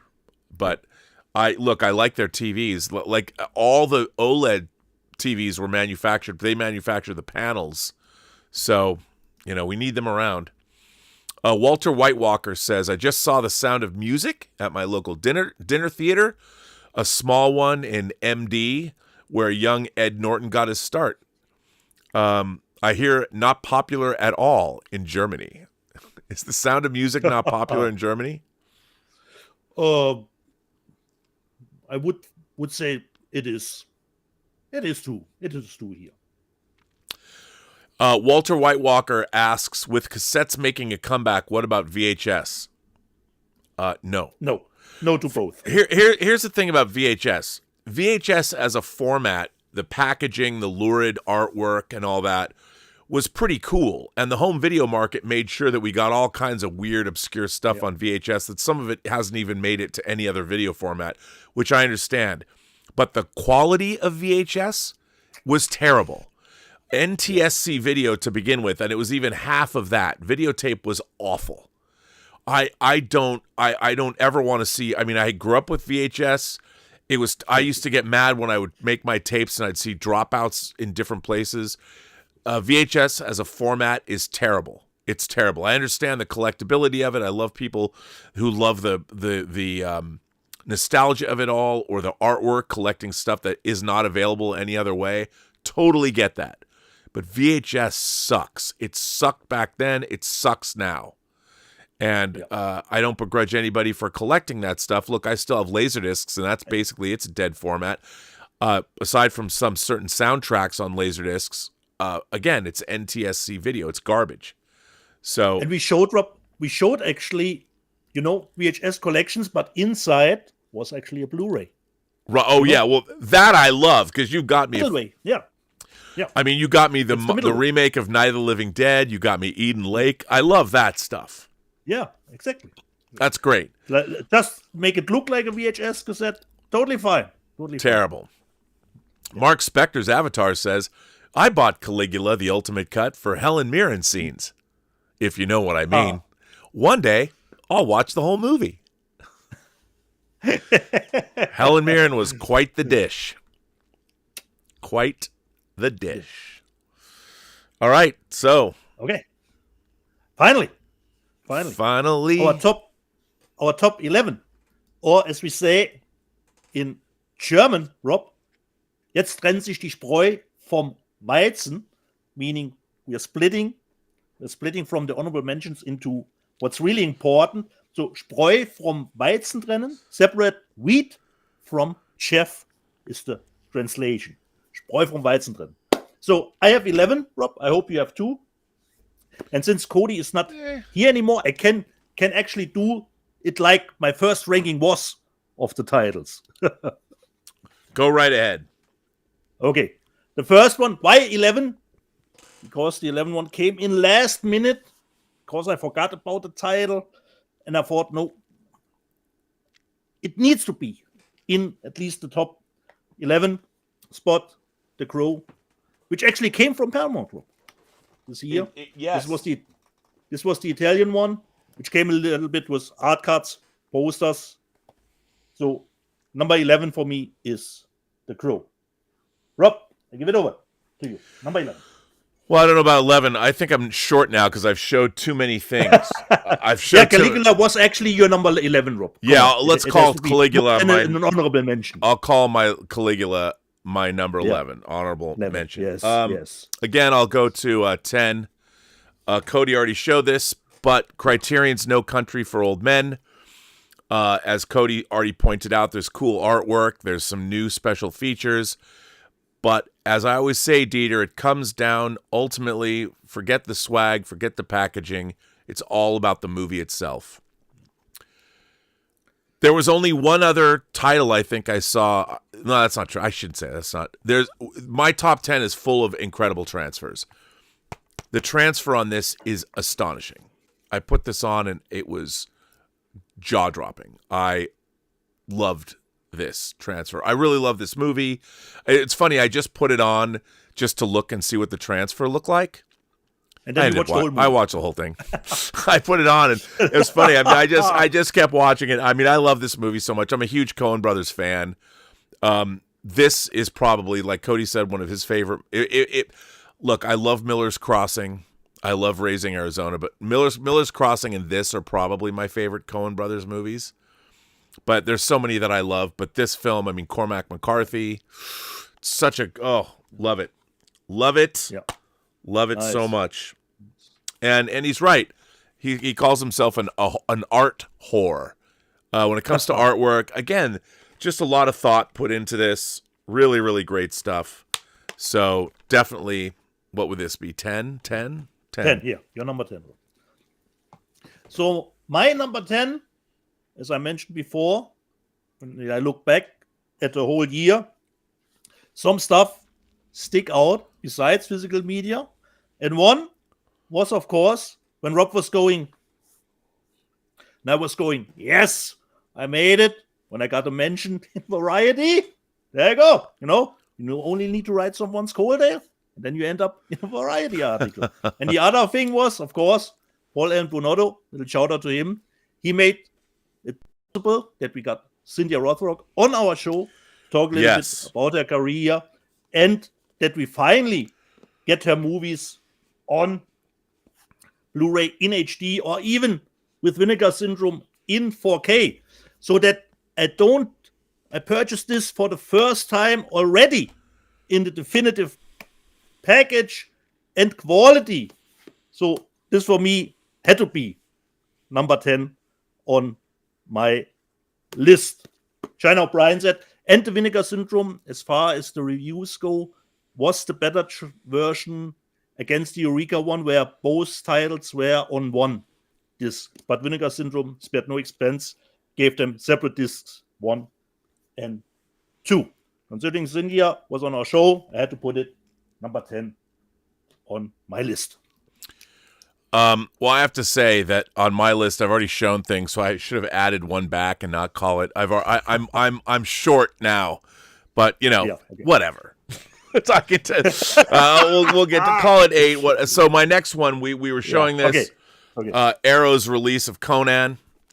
I think that Conan, first of all, again, an incredible box set. Now, look, I don't think Conan the Destroyer is a particularly good movie. I don't. It was missing John Milius. But the first Conan is, I couldn't believe how long this movie took to get to physical media. I think this was an example that the people at Universal didn't know. They're like, I think they what is it, Hercules in New York or whatever, Arnold Schwarzenegger, whoever thought about this probably didn't think much of it. And this is, again, a huge problem at the studios today. I mean, I'll call them out. The people that are working at the motion picture studios today, again, like most of our film fans, not that watch this show, but a lot of people are only interested. I always say pop culture has a half-life of 20 years. Most people are disinterested in movies that were made before they were born.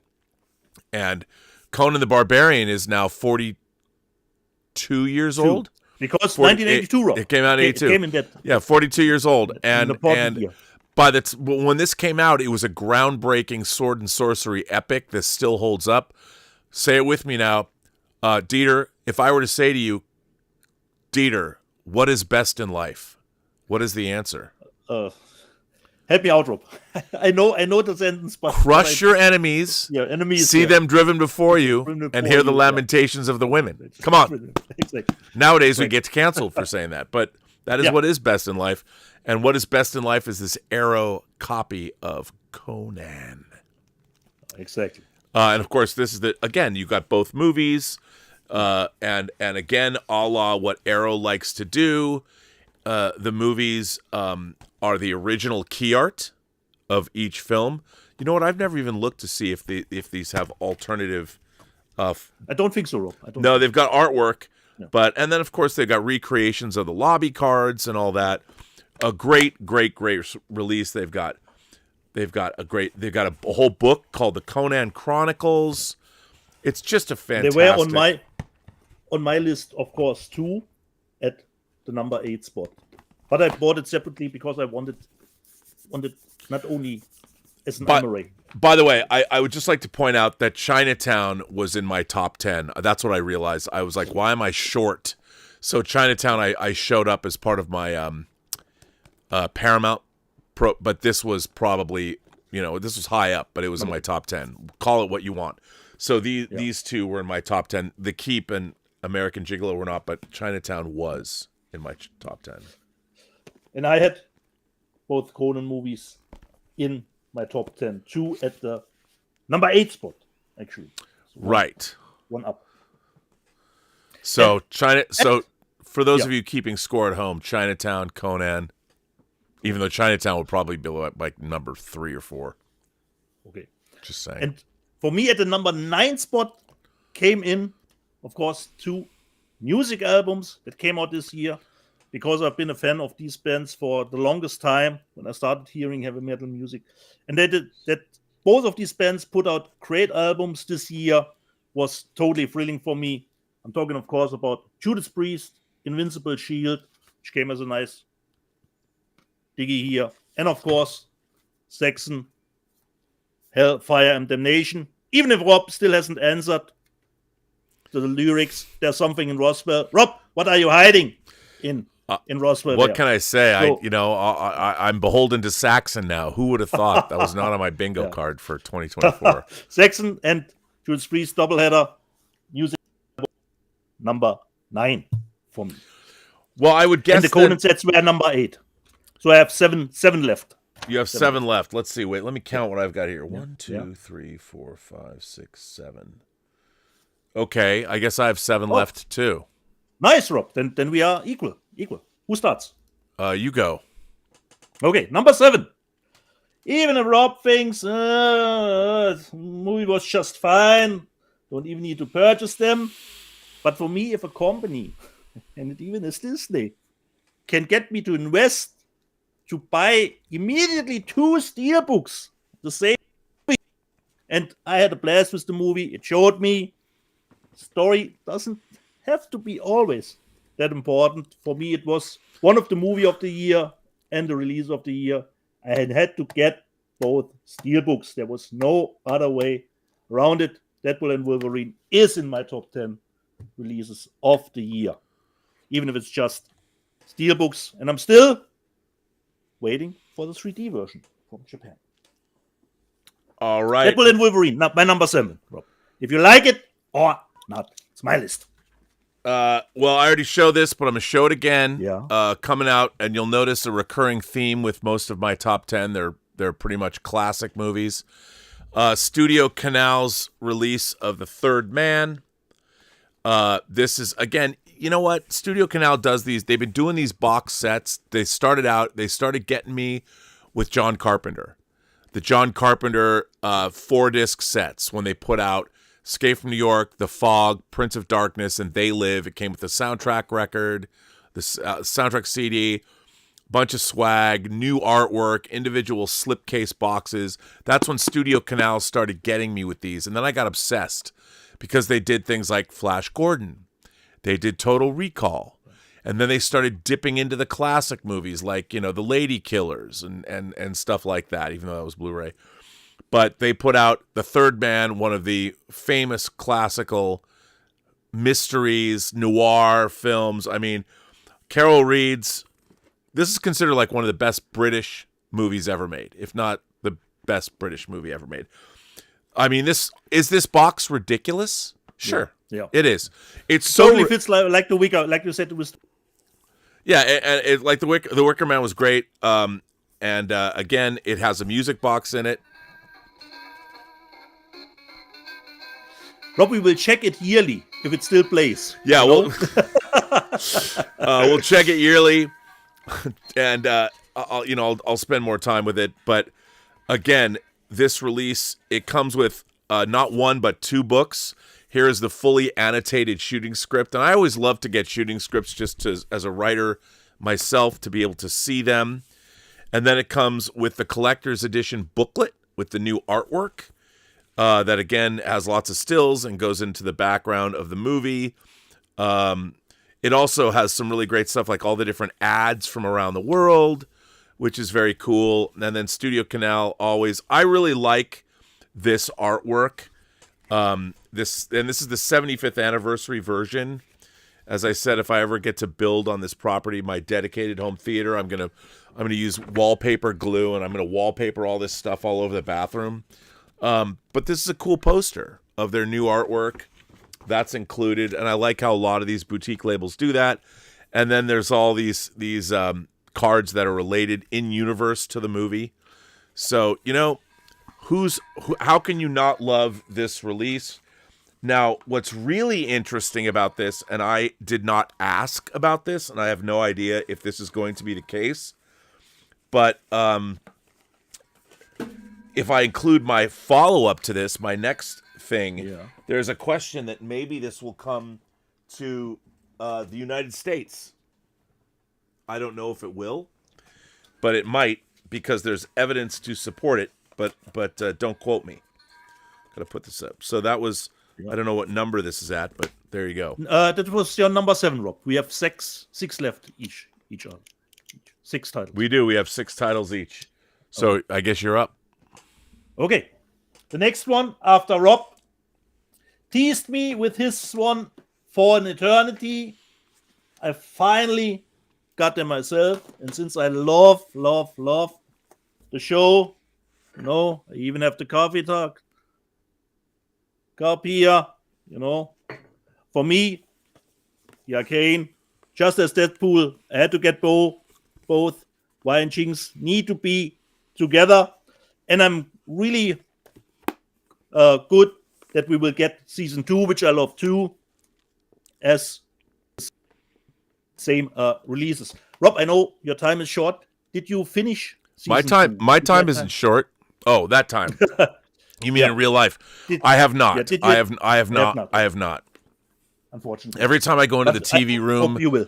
Yeah. I want to watch. I try and watch a movie. I put on movies, so I never even get to streaming shows. And whenever I watch streaming shows, I watch them with Elizabeth, and she hasn't seen Arcane season 1 yet. Yeah. So you need to see that exactly, Rob. So Arcane is my number 6, Rob. Arcane. This next one for me, which is kind of odd because so along with The Third Man, this is another Studio Canal release that came out that I had purchased, and then I got contacted by Lisa Stevenson, Cliff's wife, who we had on the show, delightful, lovely woman, and she called me about working on the Lionsgate website. So I'd already purchased this, and it turns out that Lionsgate, in a brilliant move, brought this expensive European release to America, including everything in it. And that is Coppola's The Conversation. This is Studio Canal released this big swag-filled box. I love The Conversation. Francis Coppola had The Conversation come out in April of 1974, followed up in December of 74 by Godfather 2. What an incredible year. A doubleheader, and of course, this could be one of the swaggiest of the swaggy movies that I've ever seen come out. It's insane. First of all, you have the book. You have the collector's edition booklet with cool new artwork, which I really love. But then, of course, if you know the movie, it's all about surveillance. It comes with a cassette tape of the soundtrack. Why would you want a cassette tape of the soundtrack? I don't know, but it is going to stay in this box because it's awesome that they made it. And of course, what's great about this soundtrack is not only is it a cassette tape, I put it upside down, but it uses the original key art for the movie, which is... So it reminds me a little bit, Rob, of your American Psycho set that I did send you, where the Huey Lewis and the News soundtrack was CD was in it. Not Crazy. The soundtrack, the CD. And then you get both versions of the poster. You get the new version, and you get the one sheet, the key art reproduction, which is incredible. And then you get the digipack, or did you say digipack, of the script, the movie. And again, reel-to-reel tapes. Each disc is a reel-to-reel tape. Now, Lionsgate has made this version and a steelbook version available on their website, which you can get at Lionsgate Limited. and they asked me to write a piece. I wrote a brief essay on this. Very excited to have participated in some way into the American release of The Conversation on 4K. This is a movie that's become more relevant over the years. And, even before Lionsgate, my involvement with their website, I would have picked this because I love this movie. And again, a really significant film from cinema history coming out in 4K, which you can go to Lionsgate Limited now and order for yourself. Considering an essay is not the same as just a review. Yeah, I mean, they asked me to write a piece. I mean, I didn't want to write a review like, hey, Apocalypse Now is good. Yeah, exactly. It's one of my so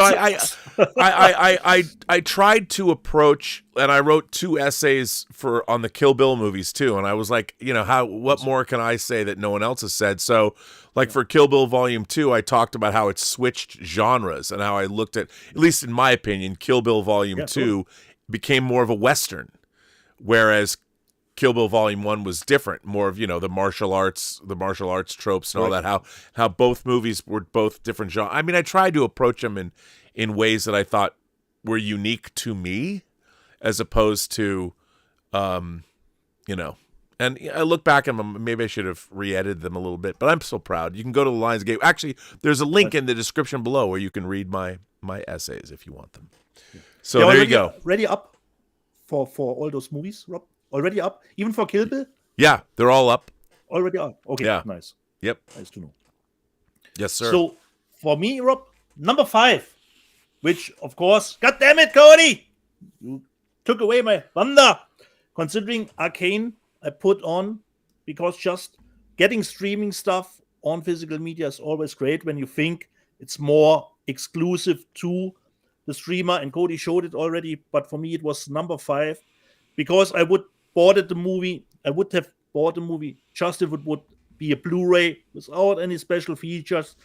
But then showed it go the extra way, 4K, a second version of the movie in black and white, 2 4Ks, 2 Blu-rays, even if it isn't the biggest package, but just to get Hush in this kind of version on Blu-ray, and don't have to worry where it streams, where it will be heading over to Amazon, to Max. No, I have it now. Hush for Mike Flanagan.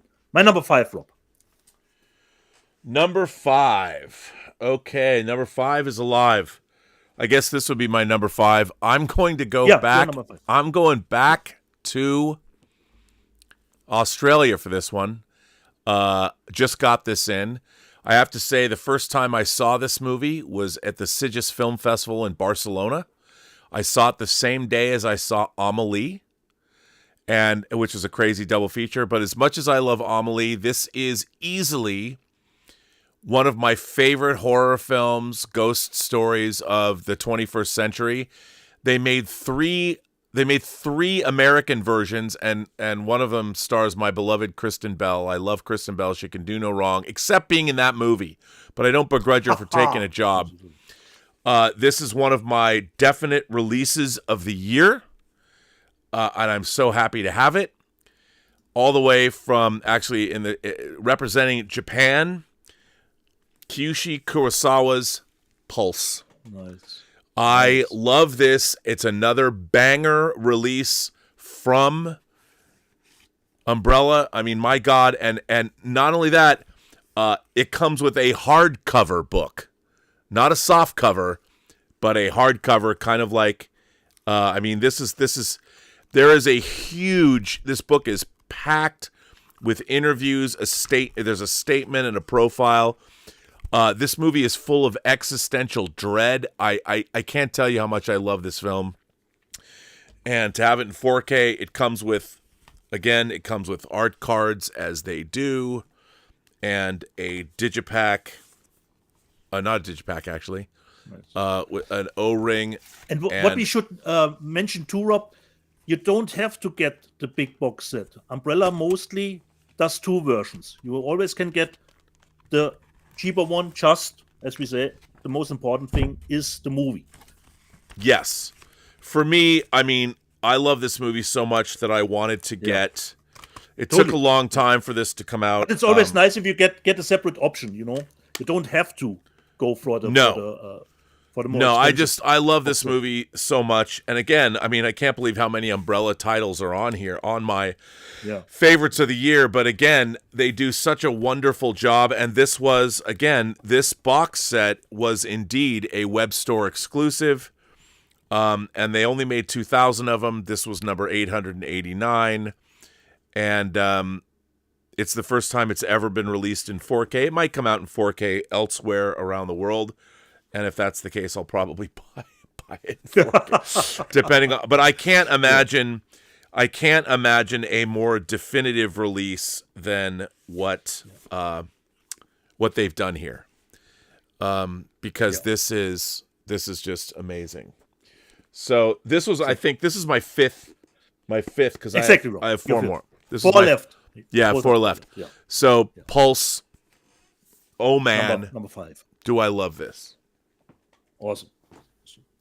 So my number 4, I didn't expect to be on this list because, as I said, I have to really like or love the movie, and I like the movie, but I wasn't thinking about this one being in one of the top spots at number 4. But after seeing it, and like Rob said, special features making a comeback, at first I was 2.5 hours. Ooh. Okay, I will start with it, and it was totally interesting to hear from the makers, of course, of the Blair Witch Project, how the movie came to be.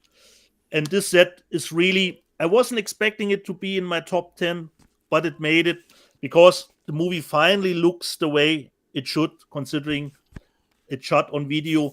And we always thought, they were so clever with the promotional material. It all came down to people copying it, visiting the website. So it all developed from itself, actually. There wasn't even that big promotional thinking behind it. I was going to put this in, I would have, since you brought it up, because it's the top 4, it really doesn't matter in terms of our rankings. But I think that this was going to be this probably should win, really, the release of the year.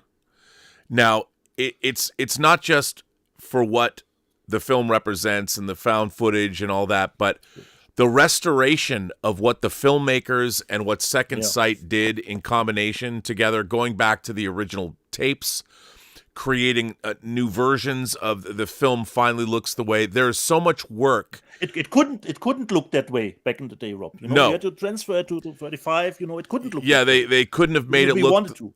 No, they couldn't have done it. And this represents, in terms of the restoration work and the combination of a video company allowing the filmmakers to do it. And look, to be honest, the filmmakers did this work for no money, and the fact that this is Second Sight, the only way this package could have, this is a testament to both Second Sight and to everybody who made the film that made this possible. If Second Sight did not exist as an entity, this video package would not exist. No. And the restoration that went into it is easily one of the releases of the year, and it also is a testament to why Second Sight is one of the most important home video companies that has ever existed. They had my eternal love with their Dawn of the Dead box set, but for what they did for cinema history and what they did for this film itself, Exactly. It is an astonishing achievement. I had this originally at my number 2 spot. It should really be, honestly, the release of the year, but hey, does it really matter? We just got a bunch of great. We're celebrating, but what this does is it also solidifies Second Sight as being a very, very important company in terms of film history, not just a genre boutique label. So good on them. And like I said, Rob, I never expected to watch a 2.5 hour documentary about the Blair Witch, but I was totally thrilled by it to learn about how the movie came to be. And I always go back. I was filing stuff the other day, some discs, alphabetizing them, and I realized my Second Sight experience goes all the way back to Betty Blue, and even I have their I have their Assault on Precinct 13 release they put out years ago. So my love affair with Second Sight is long and deep. Yeah. So those were our number 4 spots because Rob switched it a little bit. My number 3, which actually I think I showed last week, it just made it into my top 10 because I just love how it looks. The Alfred Hitchcock box. Because if you only have to purchase one box, for me, these are his most 6 prolific movies in it. So, and I love the artwork, the digipack, the book that came in. So it actually, almost last minute, it made it into my top 10 Alfred Hitchcock box with Vertigo, North by Northwest, Psycho, The Birds, Catch a Thief, and Rear Window. It's great looking. Most 6 popular movies. The Alfred Hitchcock. Number 3, Rob. Number 3. Now I got to say, I have to put Blair Witch Project in front of this. That's why they're out of order. But the year can't go by. Once again, Cody brought it up. I'm going to bring it up too. Second Sight. I mean, look, Umbrella. Only 3, Rob. Only 3. Only 3. Umbrella. I need to use the buzzer, Rob. I can't believe, getting this. It was announced, I think, 2 years ago? It took a long time to get where it was going. We were watching, they were posting pictures of the transfer of this back in May. Again, a phenomenal package from Second Sight. And everything about this release is amazing. I don't need to open it up, but it's chock-a-block full of everything you showed it. You showed it. Yeah, everything you need to know of The Hitcher is in here. It's an amazing, amazing release. But most importantly, the film looks better than it's ever looked. It's incredible to have this. It's an astonishing achievement in genre cinema. Again, Especially saw this back in the day, Rob. Every screening, the quality can dip a little. With the movie roll. And now we have a steady quality always when we watch the movie. Yes, and the stuff that we're getting, I mean, these boutique labels are just killing it. So The Hitcher, and you know what? Again, to see a film like The Hitcher get this kind of love, you know what movies don't have the kind of love that Second Sight gives us? Most movies don't have this kind of love, and it's the fact that they continue to do this. God bless them. Yeah. At my number 2 spot is one that actually made it on the list because of the transfer, because the original release was the black levels were off, the colors were not thrilling, but as a martial arts fan, I love the movie regardless of that. And then Sony came and said, let's put it out in 4K, and I was totally thrilled with the quality at my number 2 spot this year. Considering the quality upgrade, I put, of course, the Raid. We have the American Steelbook, and here was the big play-on edition for it, which came with a comic of the movie. Since I love the movie, I had to get it again. For me, the transfer, I wasn't expecting that it would jump that high for me. Black levels are now great. Color is better. Totally was amazed. Couldn't believe it. Because I already bought it several times on Blu-ray and it always looked, mushy. Right. Yeah. Yes. The Raid. Mushy is a good. That's your number 2. Yeah. Number 2. No. I'm gonna qualify this by saying I do not have the BFI version of this, which I believe has HDR10 or at least Dolby Vision, or one of the two. I only have the Criterion version. I've bought this movie in many different formats, but this is one of the greatest movies ever made, now in 4K. Truth be told, I have an action figure set from Alfrex of all the main 7 characters in this movie. Akira Kurosawa's 7 Samurai. Number 2 on my list with a bullet. God, I love this movie. If you haven't seen I like the design. But I like the design of the front row. Oh yeah, but they've been doing this. It's Criterion's packaging that they used to have. It's a 3-disc set. Yeah. You've got the booklet. There's nothing new in this. I really wish I would love to have like Second Sight packaging for this because it's so important. But hey, I got it on sale. I did get it at the Criterion sale. So 7 Samurai, number 2. I think I need to get the BFI version to get that. I probably will. Yeah. And, of course, my number one then is, of course, no surprise. Rob showed it. Cody showed it. But for me, it is number one. It is The Hitcher. Yes, it's an obvious one. But what can I say? I love the movie. And first, some may remember, I bought the French one because it came out early. And I was expecting, perhaps they already used Transfer of Second Sight. No, they didn't. It looked not like this one. And as usual, the French, I got forced subtitles, Rob. So this one actually can go in the trash, Rob. After that, I should have waited, but I thought, I get that before the Second Sight. But it seems 4K isn't always like 4K, you know. So The Hitcher is my number one. Well, all right. My number one choice, and before anybody is going to accuse me of shilling. Shilling. I don't shill. There's a reason why I chose, first of all, here's a movie that it began I was against a certain genre of movie, a favorite genre of people. I wasn't a big fan of this genre of movies until I saw this movie hungover early one morning after I slept over at my friends Kelly Goto and Sean Fanning's house. I think I woke up at 5 a.m. and I started watching this on TV. I'd never seen it before. I was sucked in.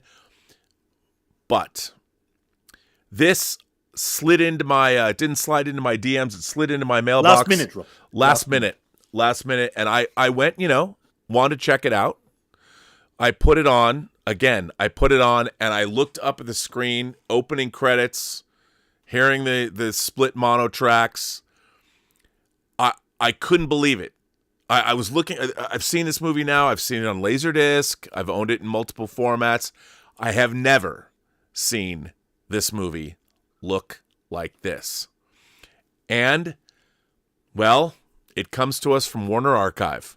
Now, for me, this is going to seem, if you go back and you watch Damn Fool Idealistic Crusader, and you watch his top 10s from the last couple of years, he has picked Warner Archive as his favorite video label because of the quality, because of the bit rates, and so to keep everybody in suspense, it is their brand new version of John Wayne's The Searchers. Now, not only is it in 4K, for the first time, Warner Archive has a slipcase, has an O-ring, which they haven't had before. Now, they've ported over a lot of special features, but BD 100, I could not believe how great this disc looked. The colors, watching it for the first time, this is just stunning. Now, remember, with all the swag and all that stuff, that's fine. But really, when it comes down to it's the movie itself. Now, I don't know how hard George Feltenstein and the people at Warner Archive had to fight to get to finally go into 4K. I think they picked a perfect title with which to do so because, this is a famous movie. It's John Ford's, maybe his crowning achievement. I don't know. But it's incredible. It looks incredible. It sounds incredible. It's Warner Archive's crowning achievement. I mean, look, they put out a lot of stuff. Maybe now they're going to release James Foley's movie Reckless with Aidan Quinn and Daryl. but I think this could be. I hope this isn't their only 4K release. Because if they're not gonna, I mean, I think they should do The Devils. If they don't give it to Criterion, I mean, if this sells well, the Warner Archive label could do a lot of cool things. Now, I don't know. This to me, I was blown away by this. I was blown away by the movie itself, and it doesn't have a remastered Dolby Atmos track because it shouldn't. But oh my God, it is. This is incredible. Nice. And it signals a new age for a great label. The bit rate for this movie is off the charts. I kept looking at it going, oh my God. Oh my God. I mean, this to me, this proves when you have the right person at the helm, what a studio can do, what they still can do. They can still deliver something. I don't know if any boutique label could take a film this old and make sure it had that great of a release, although that's not necessarily true. But this is a Warner Brothers crowning achievement. So David Zaslav, you got to give George Feltenstein a raise for this one, and please put him in charge of Warner Home Video everything. They don't need anyone else. They just need George Feltenstein, and this is evidence of why that is the case. This is a stunning achievement. You go, Warner Brothers, and I'll bet you Damn Fool Idealistic Crusader picks this as his release of the year. Nice Bet he one. does. Nice one. Yeah. He might not, and So- he'll just to prove me wrong, Yep. but, you know. So we're through with our top 10 people. I think we have some super chats left, Rob. There are indeed super chats, and let's see what I don't know what they are. Let's take a gander, shall we? Back to where we were. Actually, there's a lot of a lot of them. Thomas Logan says my number 2 is also Second Sight's The Hitcher. Number 1 goes to that other phenomenal Second Sight release this year, the game-changing Blair Witch Project Restoration. He's right there. So, let's see. Captain Penis says your 24 top movies, me, Furiosa, Fall Guy, and Nosferatu. I've not seen Nosferatu yet. I like Fall Guy and I like Furiosa. I would say Rob Nosferatu will open this week. Yeah, I got to go see it. I just haven't been able to see it. Walter White Walker says my pick tonight's Girlfriend. Nothing comes close. Okay, tonight's Girlfriend 120. Okay. Walter White Walker already said that he saw his Sound of Music. Let's see. I'm trying to catch up. Walter White Walker asked about VHS. I'm just making sure. Tortawatt Studio says, Rob, have you seen Eggers' Nosferatu? I have not. The Cali Kid says, should get Ryan from Disconnected on Let's Get Physical Media. R&B or Dieter should go on Disconnected. My best of 24 is Radiance's Louis Buñuel, Nothing is Sacred box. It's funny you say that. I got that from Radiance just this week. I have not had a chance. It's still got the shrink wrap on it. I haven't even opened it up. That might have been a release of the year. I just haven't looked at it. Radiance did not. None of the Radiance movies made my top 10, but I bought a lot more Radiance this year than I ever have, and I'm really digging the label. I love Radiance. Like I said, Rob, I had a very tough time this year putting the top 10 together, you know. Wait, there's this and this one. Oh, okay, we got that one, that one. It was really the hardest year, I have to say. No, it was a tough one. Yeah. Sheriff Carl sends in a tip and says, the Conan 4K set is my number 1 release, hands down. Conan the Barbarian is the most metal movie ever made. I know the Northman took great inspiration from Conan, but I would fucking love it if Robert Eggers took a battle axe size swing at doing a new Conan. Wow. Doesn't he do a new Labyrinth version? Yeah, that's what he's talking about doing. That's just crazy. John Bjorn has become a subscriber, which is pretty nice.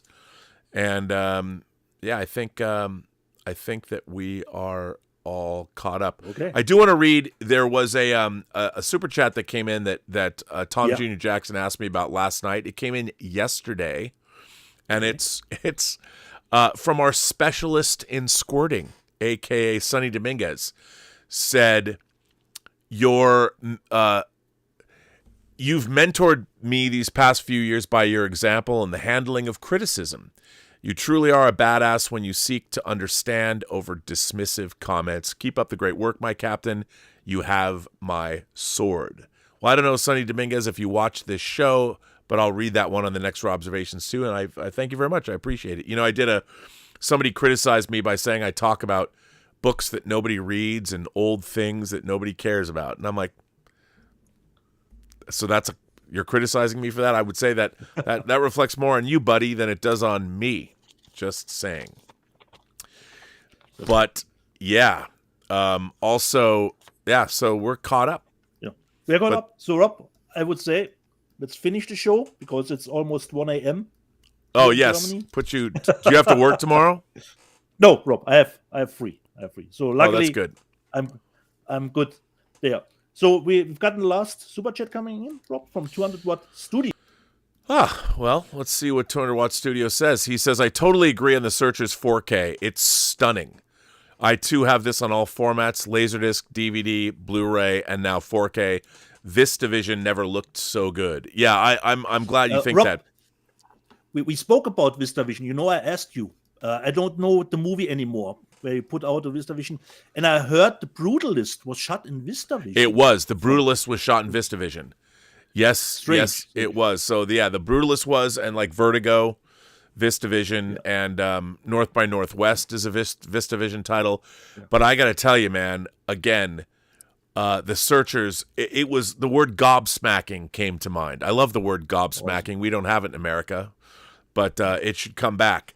The Searchers is just, it's incredible. And, you know, look, there's a lot of people that, oh, it's an old movie, so I'm not going to watch it. But I'm surprised at how, you know, it deals with racism. It deals with it's a hard-hitting movie. It doesn't pull its punches, even though it comes from a while ago. And and again, I love how George Feltenstein uses the classic artwork. It's nice. It's really amazing. It's a really amazing disc, and it deserves to be number one. Okay. So, on my end, since CODY was there, I'm using both slogans in German. I say, Meinungen sind wie Arschlöcher. Das bedeutet nicht, du eins sein musst. And the second one, jede Person, die du triffst, hat eine Geschichte zu erzählen, die du noch zu hören hast. Alles, was du tun musst, ist zuhören.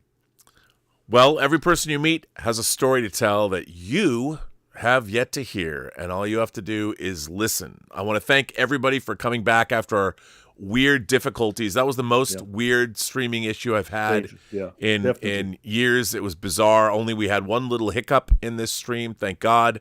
Thanks for sticking with us. Thanks for coming back. Thanks for CODY to come on to this stream. This was a lot of fun. I can't believe. Thanks for having me. Yeah, that was great to have him, and this is our last stream of 2024. We go in. We're season 4 now, so season 4 of the show. Considering we are in season 4, but this is only the third best of show we did. Considering we started 2020, then end of 21, end of 22, end of 23. Wait, this is the fourth one. Yeah, I'm wrong. I'm counting wrong, Rob. It is the fourth one. Look, man, it's just wild that we're still doing this in physical media. Yeah. There's a lot of, I look at the stuff that Arrow is putting out that I want to buy, and, you know, maybe have to be a little bit more discerning. Do you think we're going to buy as much next year? Are we going to get as much? The only thing, Rob, considering a little bit in the future, the prices are going up for physical media. Yeah, they really are. Not the best. Yeah.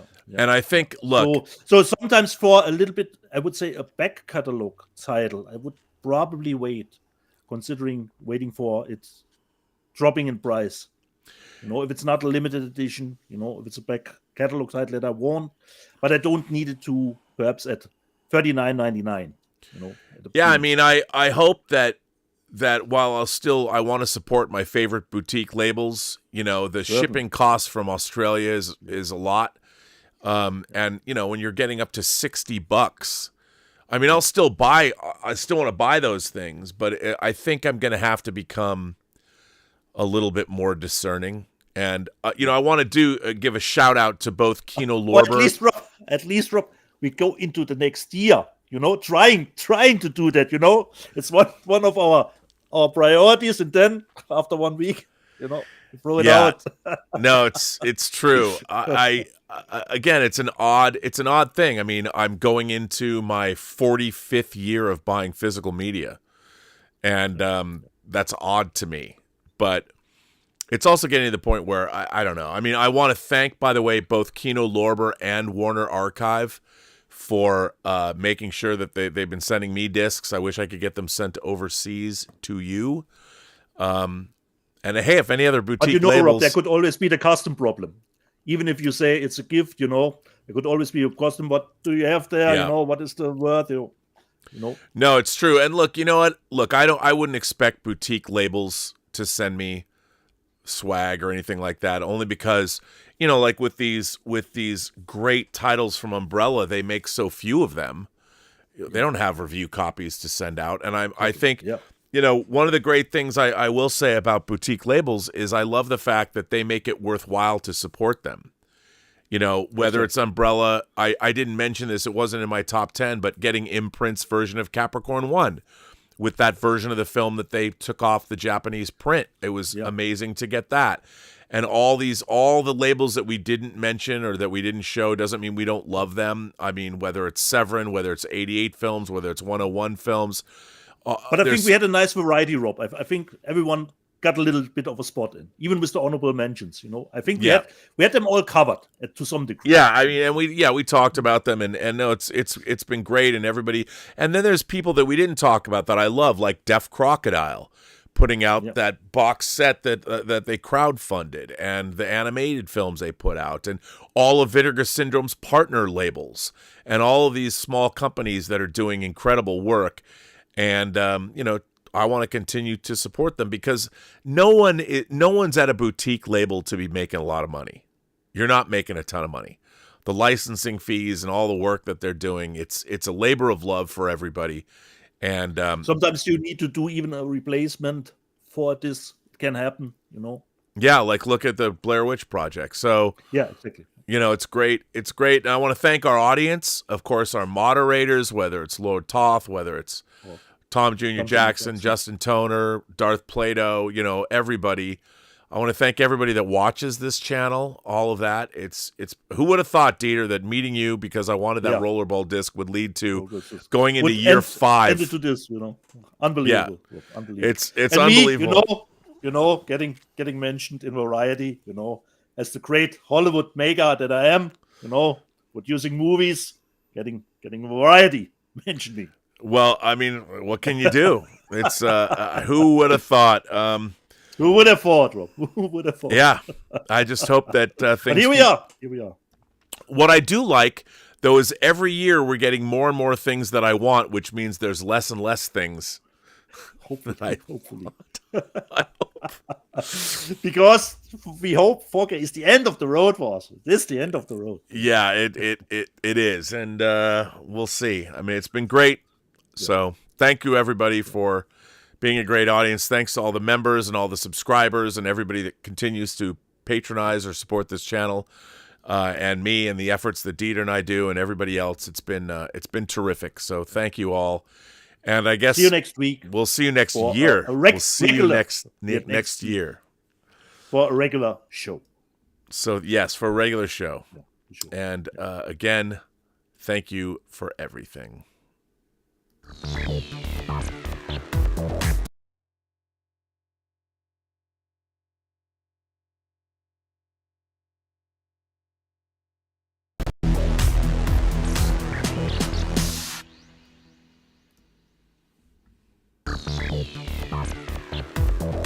Well, we are out.